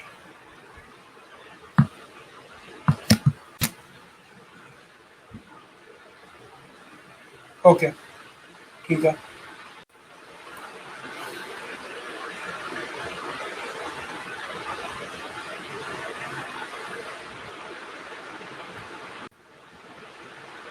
Taiwan के ऊपर अभी कोई स्टैंड नहीं लिया, अभी साइलेंट है।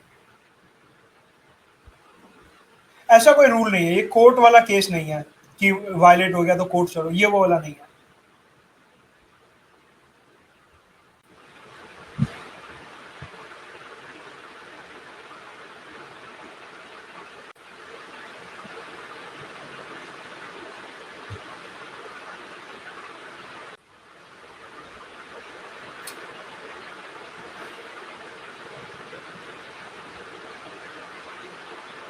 हाँ, बोल सकते हो, बोल सकते हो।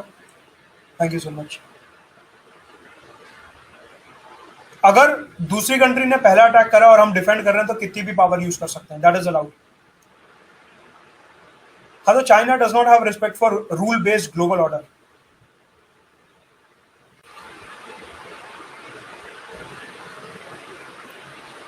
वॉर होगा ही नहीं, वॉर होगा ही नहीं, वॉर होगा ही नहीं चाइना पाकिस्तान के साथ, कभी नहीं होगा war.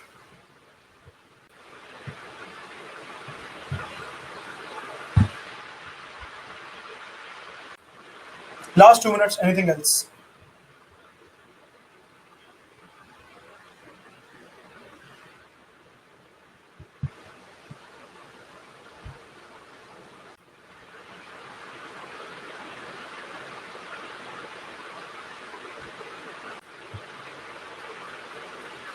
The realism, the idealism of India.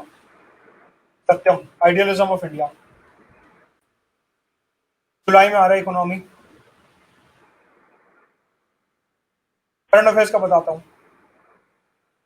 जैसे मैं ये नोट बना रहा हूँ ना क्लास में, इस तरीके से फरीन इसी तरीके से एडिटोरियल से बनाने, short crisp notes. Economy full course जुलाई में।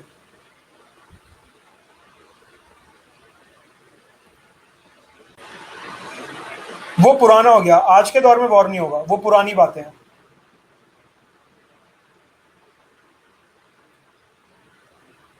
देखिए, ताइवान के इंटरनल अफेयर्स में हम इंटरफेयर नहीं कर रहे कि ताइवान को ये करना चाहिए, चाइना को करना चाहिए। जो डब्ल्यूएचओ में इशू है हम वो सॉल्व कर रहे हैं। So that is the quality of a leader to resolve issue at multilateral forums. हम चाइना को या ताइवान को डिक्टेट नहीं कर रहे कि उनको क्या करना चाहिए।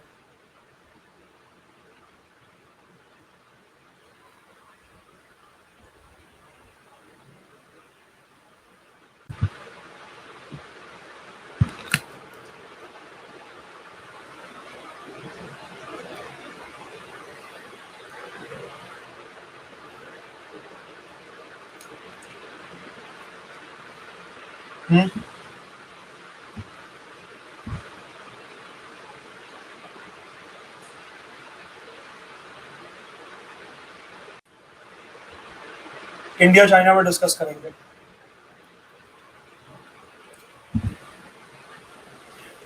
तो मिलते हैं आधे घंटे बाद 11 बजे sharp, Indian polity. Bye bye.